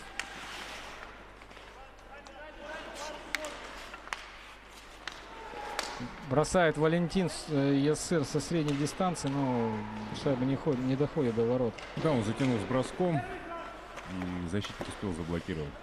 Уделя. Передача назад. Суворов. Вот Валентин Ессыр снова шайба. И мне кажется, надо бросать в этой ситуации. Ровно минута прошла в формате игры 5-4. Достаточно опасно, да, играет команда Нюргинского района. В большинстве и гол. Мне кажется, шайба побывала в сетке ворот. Или Нет, будет просмотр. Будет просмотр в любом случае, но ждем паузы. Сейчас уже сдвинуты ворота. Да. Нет, игра продолжается. Игра продолжается, ворота на месте. Просмотр будет обязательно. Сейчас только необходимо дождаться паузы. Возмущается скамейка Нюрнгринского района. Ну, их возмущение понятно. Сейчас, наверное, в первой паузе мы посмотрим этот момент. Ну, мне тоже показалось, что гол был. Шайба пересекла линию ворот от перекладины. Ну, посмотрим. Видеоповтор покажет. Выход в 2. Выход в 2-0. Захаров. И спасает свою команду Тимофей Кузьменко.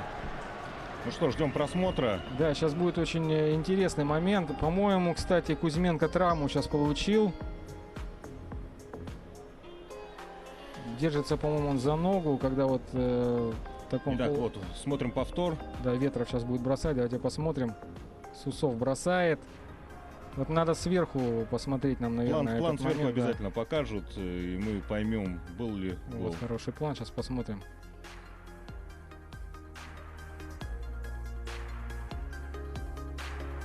Нет. Да, это, по-моему, была верхняя Шайба. перекладина. Шайба так и не пересекла линию ворот. Верхняя перекладина и отправляется вниз. Прямо к штанге. Но тут на этом повторе кажется, что сетка ворот шелохнулась сзади вот в этом моменте.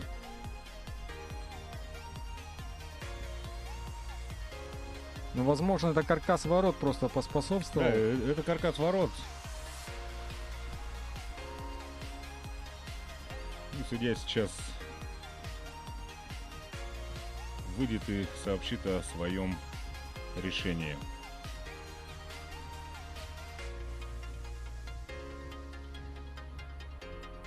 Да, хороший такой достаточно момент. Ветров на хорошей скорости вошел в зону сборной города Якутска. Ну и, собственно, совершил бросок.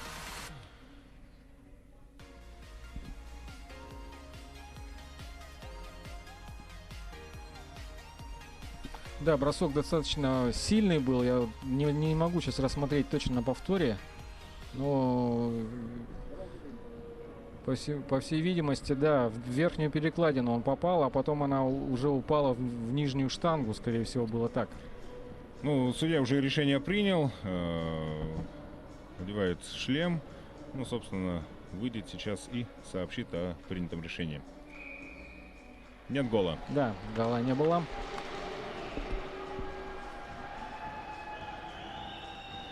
Ну, я не знаю, насколько подобная ситуация может негативно сказаться на сборной Нюрнгринского района. Ну, и не думаю, что прям сломает команду. Но, тем не менее, все равно неприятно, наверное, сейчас им. Но будем надеяться, парни соберутся и дадут еще бой. Тем более, времени еще более чем достаточно. 18 минут 28 секунд сыграно во втором периоде. Сбрасывание в зоне Нюргринского района. Уделя выигрывает сбрасывание. Руслан Исхаков. Итак, игра в формате 5 на 5. Не успевает выйти из зоны. Вне игры было. Владимир Хабузов не успел выйти из зоны.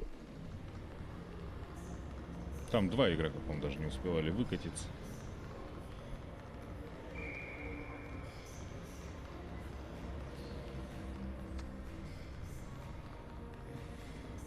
Забрался в средней зоне. Хабузов, Исхаков. Надо будет сейчас переводить на другой фланг. Да, здесь Захаров. Сбрасывает шайбу в зону. Чернокнижник там будет бороться с Чудиновым сейчас за шайбу. Шкуделя подхватывает шайбу. Да, выводил ее на Артема Вышеславцева. И судьи фиксирует проброс.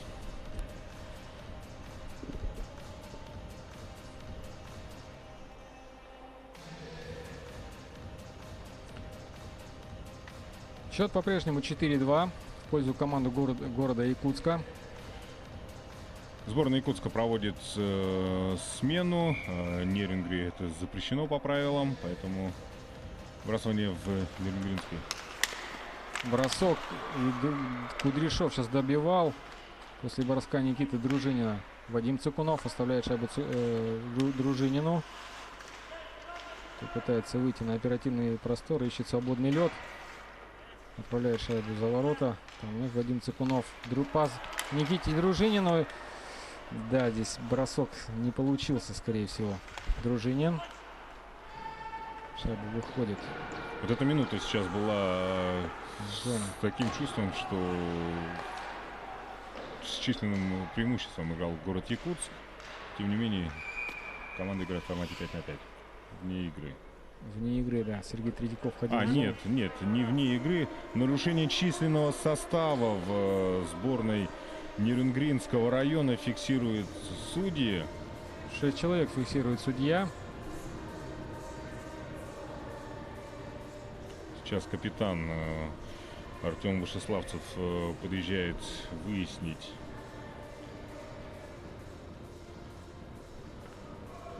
Ну и так, открыта скамейка оштрафованных со стороны Нерюнгринского района. И Да, на трансляции это видно не было. Скорее всего, при смене защитников оказалось 6 человек у нерюнгринцев. Но, тем не менее, скамейка оштрафованных пустая. Кто отбывает штраф, непонятно. Ну, тем не менее, Нерюнгри играют вчетвером. Да, так и есть. Сейчас опасный момент был у ворот Нерюнгринского района. Но вновь там Тимофей Кузьменко сыграл на высшем уровне. И там, по-моему, даже каркас ворот помог ему. Итак, уважаемые любители спорта, у нас завершился второй период полуфинального матча между командами города Якутска и Нерюнгринского района. Мы сейчас отправляемся на 15-минутный перерыв, потом вернемся, ну и будем дальше наслаждаться хоккеем, таким хоккеем, который бывает у нас раз в год. Не переключайтесь. Да, уходим на перерыв.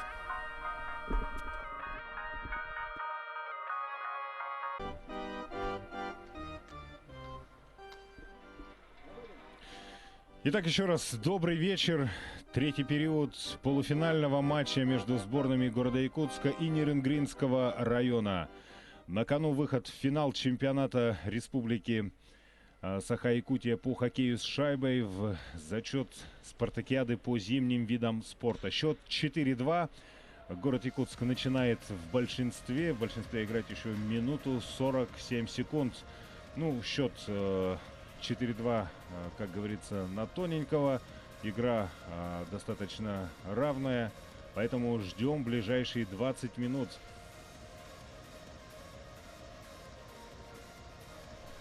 Сейчас у нас небольшая пауза.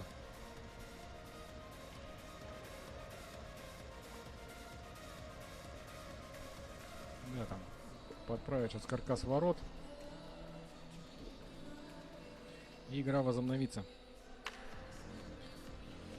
Минуту 47 еще Нерюнгринскому району играть в меньшинстве. Удаление было в конце второго периода за нарушение численного состава, да, Алексей? Да, нарушение численного состава за 13 секунд до конца второго периода. Ну, на самом деле, с Леонидом мы во время перерыва обсуждали, что происходит. Ну и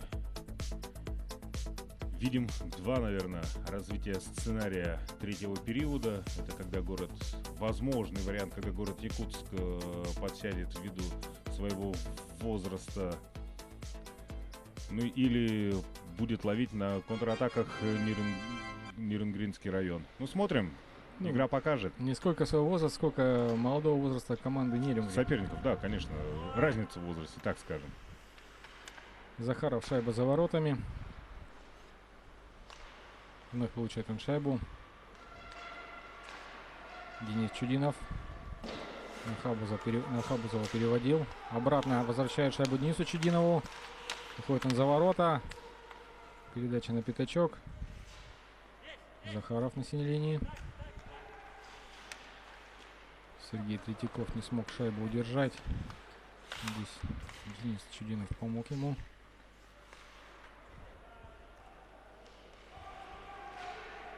Чудинов над шайбой.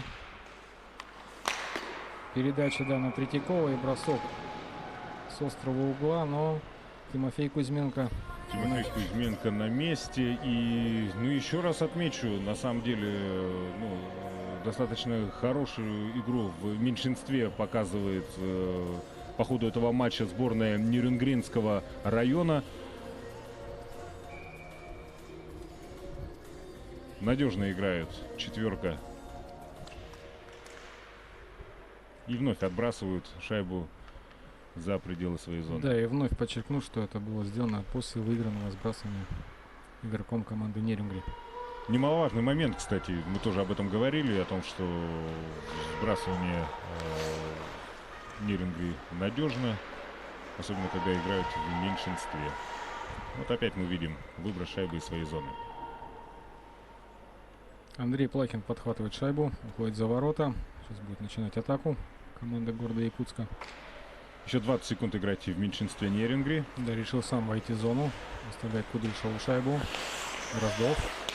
Бросок и вновь не сильно опасный бросок. И Тимофей Кузьменко шайбу ловит. Здесь тут подставленная клюшка, да, была еще. Блокировали бросок, который Раздова. В этот раз Якутск выигрывает выбрасывание. И Кудряшов бросал по воротам. Игрок команды Нерюнгри сейчас бросился под шайбу. Это был, по-моему, Вячеслав Соболев. Есыр. Передача на Дмитрия Маринюка. Это команда в полном составе. Формат 5 на 5. Никита Кудряшов шайбой. Плахин Андрей. Дроздов дальше.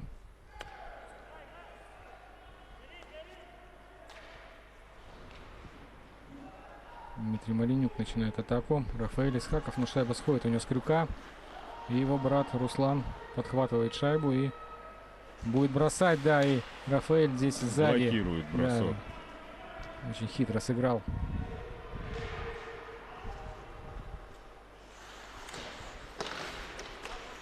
Плахин Андрей.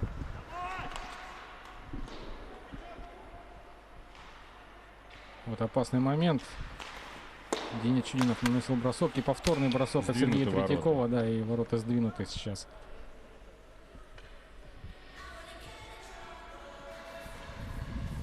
Ну что, мы вновь видим хоккей.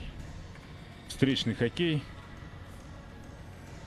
Ну, Якутск активно начал, да, третий период. А им деваться некуда. Счет 4-2. Они прекрасно понимают, что это не тот счет, который они ожидали. Не те задачи, наверное, все-таки стояли перед ними в начале этого матча на эту игру. Но, тем не менее, имеем, что имеем. И, ну, тут остается только хвалить сборную Нерюнгринского района. Ну, а городу Якутску пожелать, наверное, стремиться то, к чему... Какие цели, задачи были поставлены перед тренерским штабом, перед своими игроками? Ну, главная задача снова выйти в финал. Пока это удается. 4-2 счет. Опасный момент. Никита Дружинин угрожал воротам. Вадим Цукунов. Дальше на Дружинина. Никита контролирует шайбу в углу. Передача на Кудряшова. Закатывается Никита Кудряшов. Разворачивается. Дружинин наносил бросок. Вадим Цикунов шайбой. Дружинин. Активно играет против него Вячеслав Соболев. Сейчас Куделя, по-моему, получил по лицу немножко, да. Удаление будет в составе сборной Нерюнгринского района, города Якутска. Да, 6 игроков сейчас на площадке штрафе. На отложенном штрафе у Нерюнгринского района. Но Никита Кудряшов шайбу перехватывает. На скамейку штрафников отправляется Вадим Цикунов. Отбывать 2-минутный штраф за удар клюшкой по лицу. Сбрасывание будет в зоне команды города Якутска.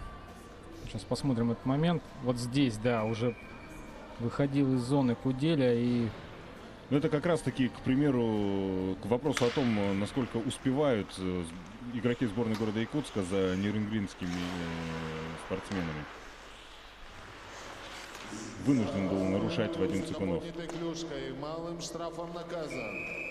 Вадим Цикунов, номер 96, команда города Якутска.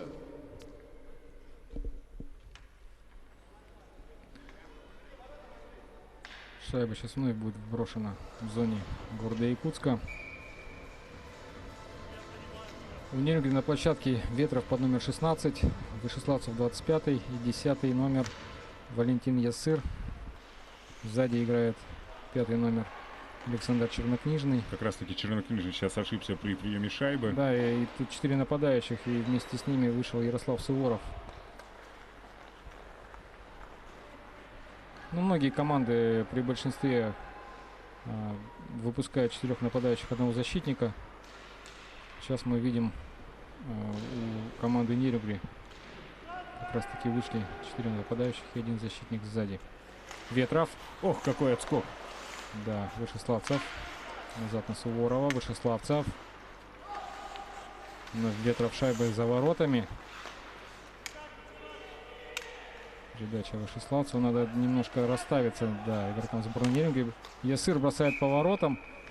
Но ситуацию контролировал Генрих Рыданов. Еще 55 секунд отбывать наказание Вадиму Цикунову.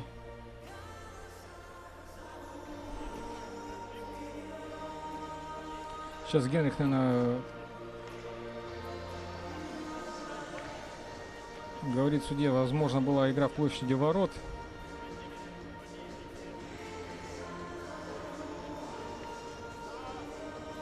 Акцентирует, по-моему, на это внимание. Ну, вроде разобрались, друг друга поняли. Так, сбрасывание в зоне команды города Якутска. Не успевает закрыть зону. Это Дмитрий Маринюк не успел зону закрыть. Сейчас он будет начинать атаку. Передача, Ясыр. Должен входить в зону, конечно, он пытался Кудряшова здесь, да, обманным движением обхитрить, но не вышло. Еще 30 секунд большинства у Нерюнгринского района, и они заново вынуждены начинать свою атаку. Куделя шайбой. Вновь не получает шайбу. Он ищет лучший вариант, да, для себя. Ясыр шайбой. Опасный момент, и Ветров забивает гол, да. 4-3. Надо отметить работу Ветрова на пятаке. Перед этим моментом он долгое время толкался с защитником. Несмотря на разницу в габаритах, он выстоял. Ну и, собственно, мы видим то, что видим. Я думаю, на повторе мы сейчас этим обязательно насладимся. Да, Данил Ветров принимает поздравления от партнеров. Посмотрим. Вот сейчас Ясыр контролирует шайбу. Как он работает на пятаке, его сталкивают. Вот чуть-чуть, да, Захаров его отпускает. Здесь бросок, и попадает Ясыр в Ветрова, и Ветров же добавляет шайбу в ворота. Сейчас посмотрим. Вот он попал ему в ногу, и здесь уже отыгран был Генрих Рыданов. Ничего не смог с этим поделать он. 4-3. Да, мы говорили, что все может закончиться как угодно. что надо смотреть матч до конца с первых минут. Опасно вновь хоккеисты Нерюнгри в атаке. И вновь там на пятачке как-то. 4 игрока обороны не разобрались в сборной города Якутска. Владимир Хабузов сейчас заходил в зону команды Нерюнгри. Но вновь нерюнгринцы меня встречают вот ближе к синей линии, да? Передача. Дмитрий Маринюк. Рафаэль Исхаков пытался бросить, но бросок заблокировали. Захаров. Дальше по борту. Здесь Денис Чудинов должен выходить на скорости. Что он, собственно, и делает. Да, но здесь аж трое игроков команды Нерюнгри против него. Куделя входит в зону, бросает. Попадает в защитника Руслана Исхакова. Исхаков очень самоотверженно сейчас сыграл. Вадим Цукунов обостряет, и Кудряшов. Да, здесь вне игры было. Было положение вне игры. Судья фиксирует. Да, линейный судья был на месте, все четко видел.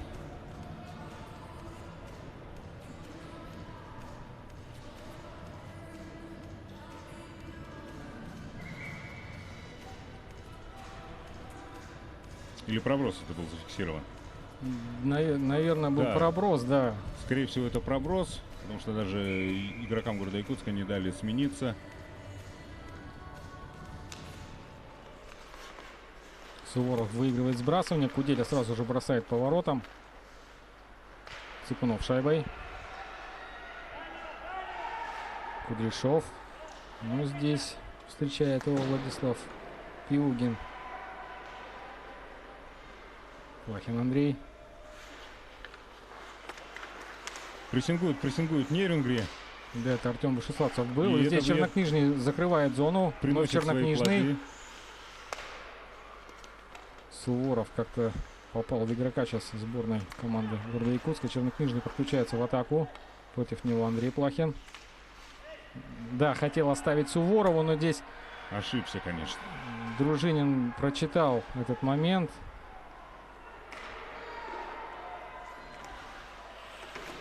Проброса не будет. Эдуард Дроздов должен выводить шайбу из зоны. Что он и делает. Какой отскок опять не Хабузов, да, сейчас Исправил. мог перехватить шайбу и оказаться прям перед воротами Тимофея Кузьменко. Куделя входит в зону не спеша. В углу, конечно, там поборется. Эдуард Дроздов пришел на помощь Сергею Третьякову. Вновь хоккеисты Нерюнгри закрывают зону. Здесь шайба уходит Дмитрию Маринику. Ясыр снова. Очень активен он весь матч. Денис Чудинов. Передача на Хабузова. Бросок. И в игру вступает Тимофей Кузьменко. Ветров. Ветрова тоже надо отметить. 2 шайбы уже у него.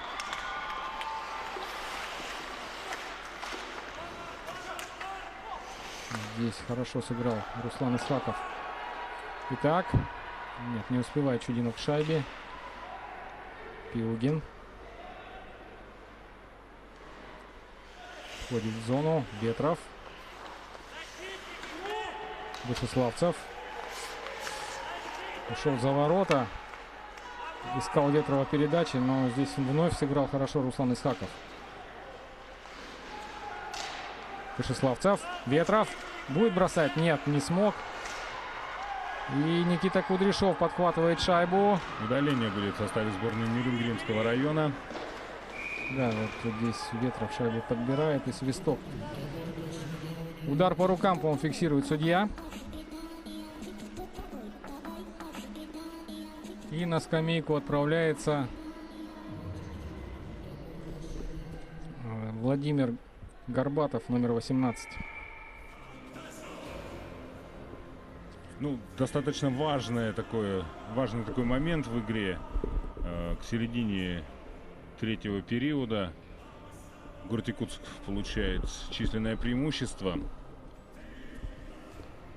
И вновь главный судья разъясняет тренерскому штабу Нерюнгри, У Якутска вышел Денис Гайдамака на большинство. Это уже не в первый раз. Чернокнижный сейчас выведет шайбу из своей зоны. Так и есть. Якутское смешанное звено. Дроздов, Плахин, Цыкунов, Гайдамака и Кудряшов. Не удается пока сборной Якутска войти в зону, закрепиться. Андрей Плахин шайбой. Немножко неудачная передача на Не Эдуарда ошибаются. Дроздова. Да, и здесь Артем Вышеславцев будет бросать поворотом. Генрих Роданах все контролировал. Ну и вновь мы видим, как Нерюнгри умело убивает время своего меньшинства. Да, образцово-нерюнгинские хоккеисты играют в меньшинстве, конечно. Надо отдать им должное.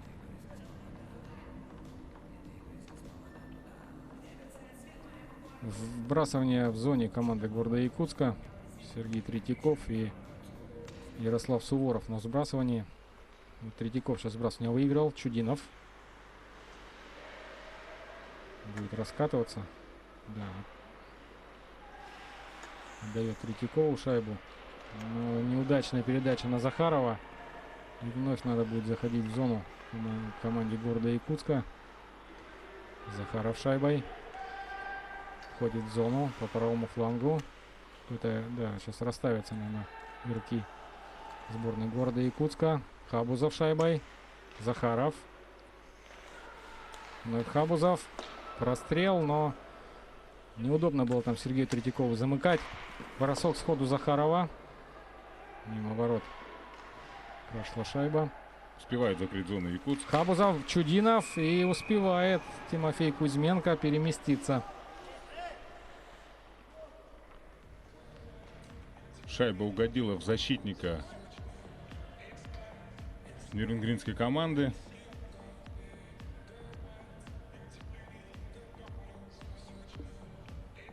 Опять что-то хоккеисты Нерюнгри апеллируют Выясняют. судьям, да. —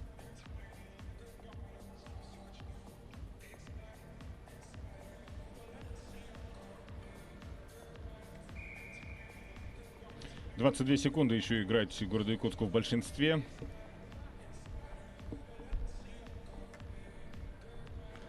Вбрасывание в зоне нерюнгинской команды.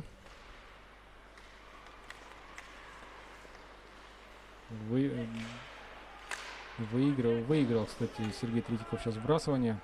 И столичные хоккеисты хорошо здесь поборолись за шайбу.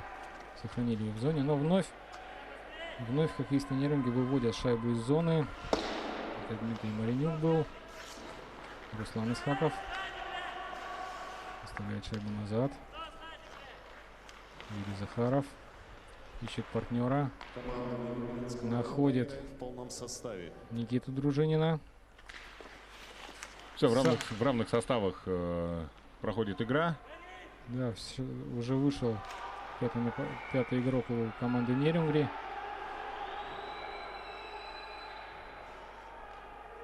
Положение вне игры фиксирует арбитр. Не согласен с этим Никита Дружинин. Апеллирует судьям.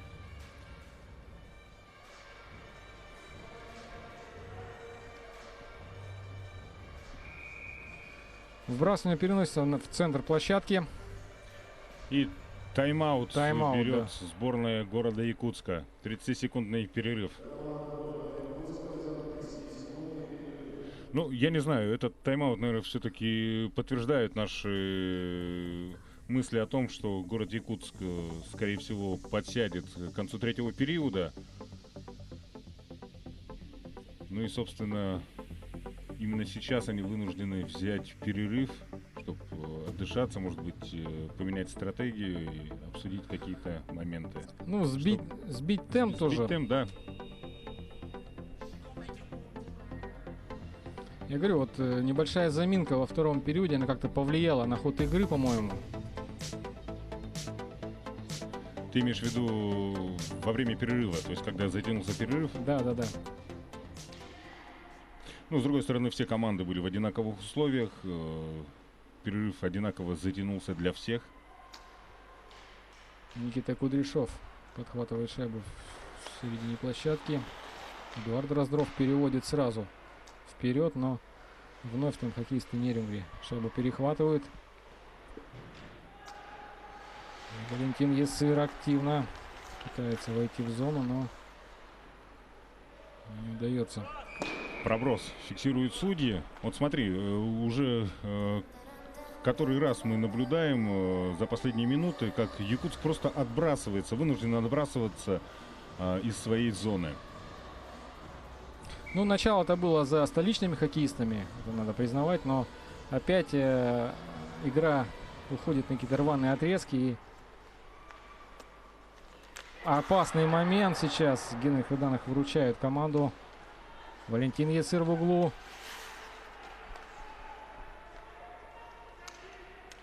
Вбрасывают шайбу в зону. Там продолжения не было. Вот сейчас Ветров подхватывает ее за воротами. Пиугин. Бросок. Опасно. Ясыр был перед воротами сейчас. И опять в него попала шайба. Как вот ситуация с Ветровым. Но добить ему не удалось сейчас. Валентин, по-моему, не сразу сориентировался, где она была. Вот сейчас посмотрим. Вот, ну да, она куда-то ему в руку там угодила. Но в любом случае это рикошет. И Генрих Руданов молодец, конечно, здесь. На самом деле уже почти 2 минуты город Якутск не может вывести игру из своей зоны.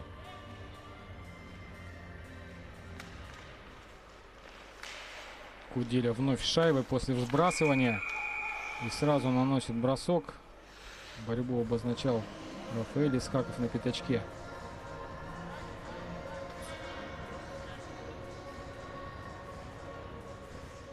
Сейчас смотрим.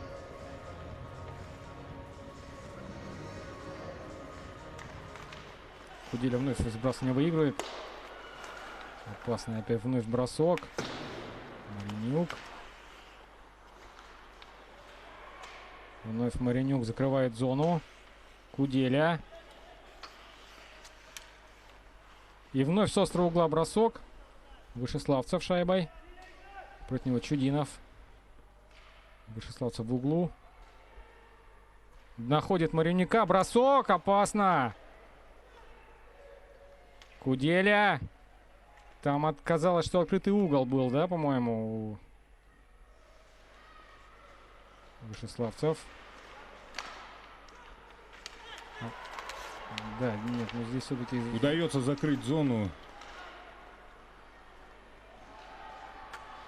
И спустя 3 минуты Якутск покидает свою Юрий зону. Захаров вводит шайбу в зону Нерюнгри. Бросок. Ну, бросок с дальней дистанции.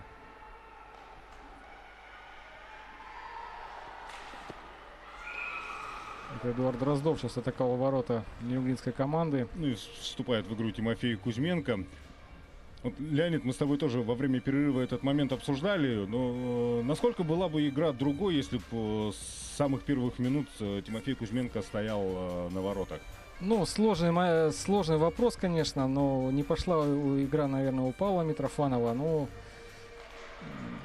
не могу сейчас сказать, но можно отметить одно, что Тимофей Кузьменко играет сейчас очень надежно. Да, и неизвестно, что бы было, если бы он не играл с первых минут. Ветров за ворота вновь выходит. Как опять дают ему выйти из-за ворот. И за 6 минут и 2 секунды до конца третьего периода сборная Нерюнгринского района сравнивает счет. Счет 4-4. Ярослав Суворов забрасывает эту шайбу. И вновь Ветров вышел из-за ворот. Он уже так делал на протяжении, по-моему, середины второго периода, да, постоянно. Вот сейчас смотрим, вот он выйдет из-за ворот, сейчас и будет, да, вот простреливает, ну, бросает, скорее всего. И здесь шайбу добивает уже Ярослав Суворов. Ну, я уж не знаю здесь, что нужно, городу Якутску дотерпеть или городу Нерюнгри дожать. Вот, на самом деле, 6 минут осталось до конца третьего периода. Посмотрим. Шайбу забросил Валентин Ясыр входит в зону. 13, команда Нерюнгринского района.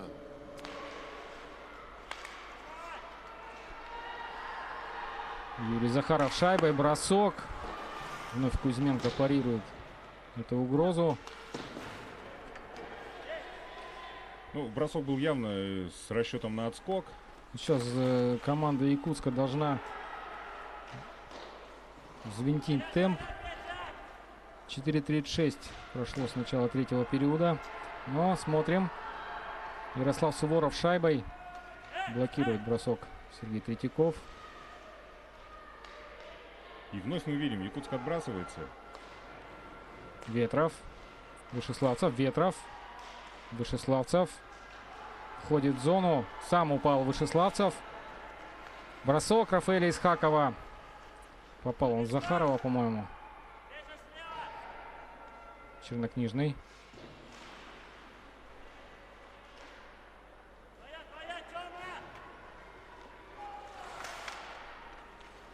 Вадим Цикунов должен подхватить шайбу здесь в углу.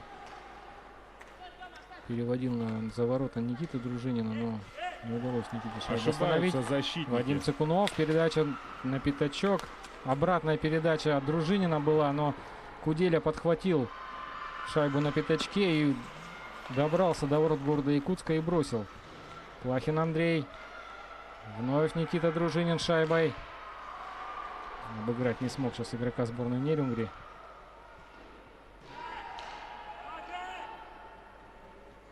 Геннадий Руденок шайбой. Дальше на Плахина Андрея.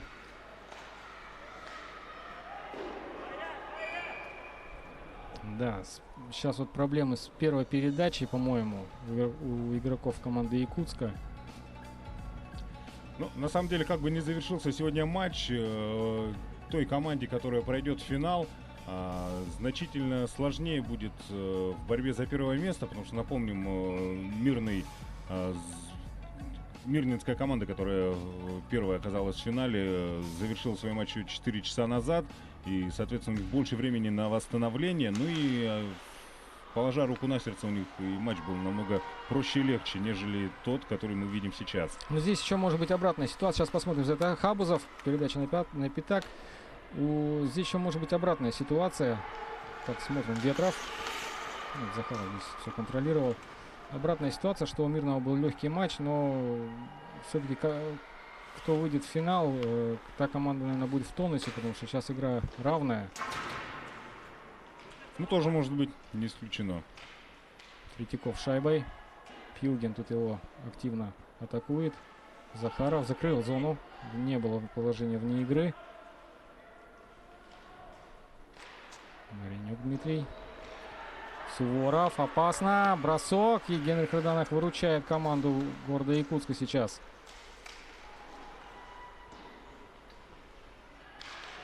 Чернокнижный. Войдет в зону сам. Там, по-моему, смена идет у команды Нерюнгри по ходу. 2 раза бросил Чернокнижный, и Генрих Рыданов вновь спасает ворота. Ну что, цепляются за свой шанс нерюнгринская команда. Достаточно цепко ребята взялись в концовке третьего периода.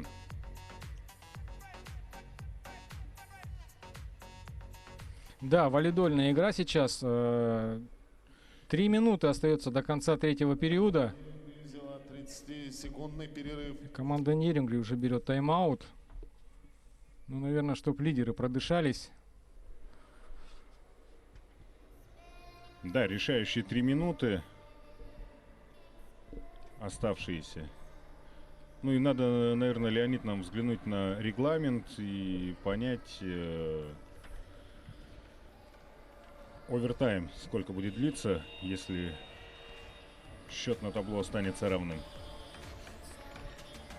Ну, наверное, в полуфиналах это 10 минут, если по правилам Международной Федерации Хоккея.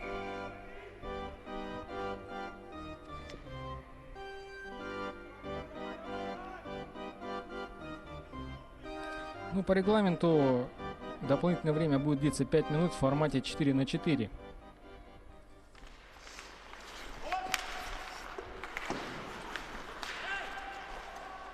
Юрий Захаров выводит шайбу в своей зоны сейчас. Посмотрим сейчас концовку. Очень интересный момент. Исхаков. Я думаю, сейчас каждая из команд будет стараться играть надежно в обороне, чтобы не допустить ошибок.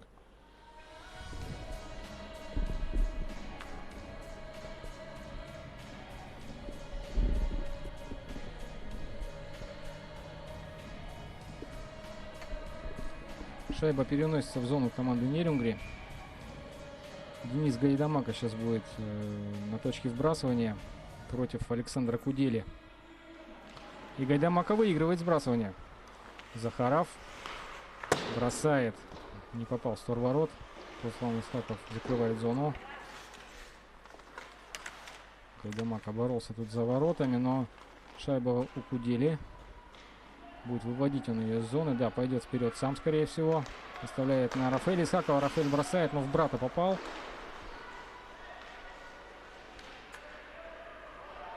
Так, смотрим за этой атакой. Цикунов бросает. Мимо. Вновь Цикунов. Но здесь вот Чернокнижный перехватывает шайбу.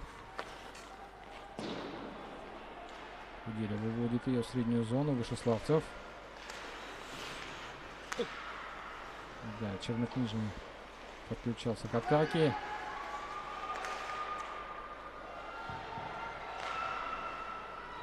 Выбрасывают шайбу хоккеисты Нерюнгри из своей зоны. Ветров будет бросать. Еще бросок. Застряла там шайба после первого броска в ногах у Андрея Плахина. Пиуген. Дмитрий Маренюк. Просто выбрасывает ее из зоны, да, и будет проброс. Проброс за 1 минуту 17 секунд до конца третьего периода. Меняться нельзя нерюнгринским игрокам. И им сейчас придется терпеть. Но у них смена произошла только вот недавно. Я думаю, не требовалось никакой сейчас замены. Третьяков на вбрасывании. Бросал Эдуард Дроздов сейчас, и опасно. Суворов выходит с Ветровым. Тут подключается Ясыр. Ясыр оставлял Суворову, да, но Суворов обратной передачи искал, скорее всего, наверное, Ветрова. Плахин Андрей бросает. Попал Чернокнижного сейчас. Пиуген борется с Плахиным в углу. Ясыр подхватывает шайбу. Ускоряется. Против него Дроздов. Активно бьет его по рукам, это удаление. Это удаление за 43 секунды до конца третьего периода. Эдуард Дроздов отправляется на 2 минуты на скамейку штрафников. Ну что, заработал на самом-то деле. Заработал это удаление Валентин Ясыр. И хороший шанс. Да, это даже если не сейчас, то в овертайме будет 4-3. Да. И мы помним, что свою первую шайбу в этом матче сборная Нерюнгринского района как раз-таки забила, реализовав численное преимущество. Кудряшов на сбрасывание. Чернокнижный встал на сбрасывание. Его выиграл защитник. Пиуген. Там Куделя, наверное, да, это он. Перевод, но тут Никита Кудряшов хорошо перехватил шайбу и искал Цикунова впереди, но там и Суворов, и Пиугин были.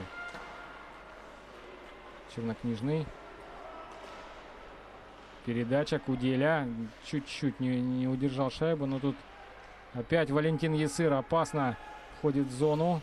Разворачивается, но будет расставляться. 10 секунд до конца. Бросает сам. Гол! Гол! Гол! За 8 Сборная секунд. Нерюнгринского района выходит вперед за 8 секунд до конца. Ну, уже матча, наверное, Леня? Ну, посмотрим. Еще 8 секунд. В хоккее бывает всякое. В любом случае сейчас тайм-аута у Якутска нет, наверное, да? Нет, они свой тайм-аут использовали в середине третьего периода. Ну что, господа, 8 секунд до сенсации у нас. Ну, в любом случае сейчас, наверное, надо обязательно выигрывать вбрасывание и менять вратаря на 6-го полевого игрока. Да, нету, к сожалению, тайм-аута. Ну вот это так развиваются события. Мы предупреждали в начале трансляции, что Валентин Ясыр очень был активен еще в матче против команды Мирнинского района. Сейчас посмотрим. Да, Суворов выигрывает вбрасывание, отправляет ее в зону команды сборной Якутска. И остается секунда, одна, все. Сборная Нерюнгринского района выходит в финал. Ну и, откровенно говоря, сенсационно выходит в финал чемпионата Республики Саха-Якутия. Да, безусловно, это сенсация, неожиданность. Сами нерюнгринцы, по-моему, не ожидали такого результата.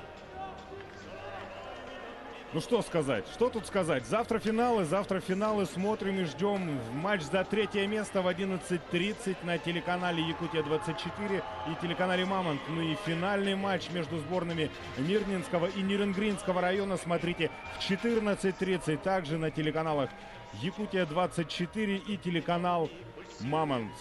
Смотрим хоккей, любим хоккей.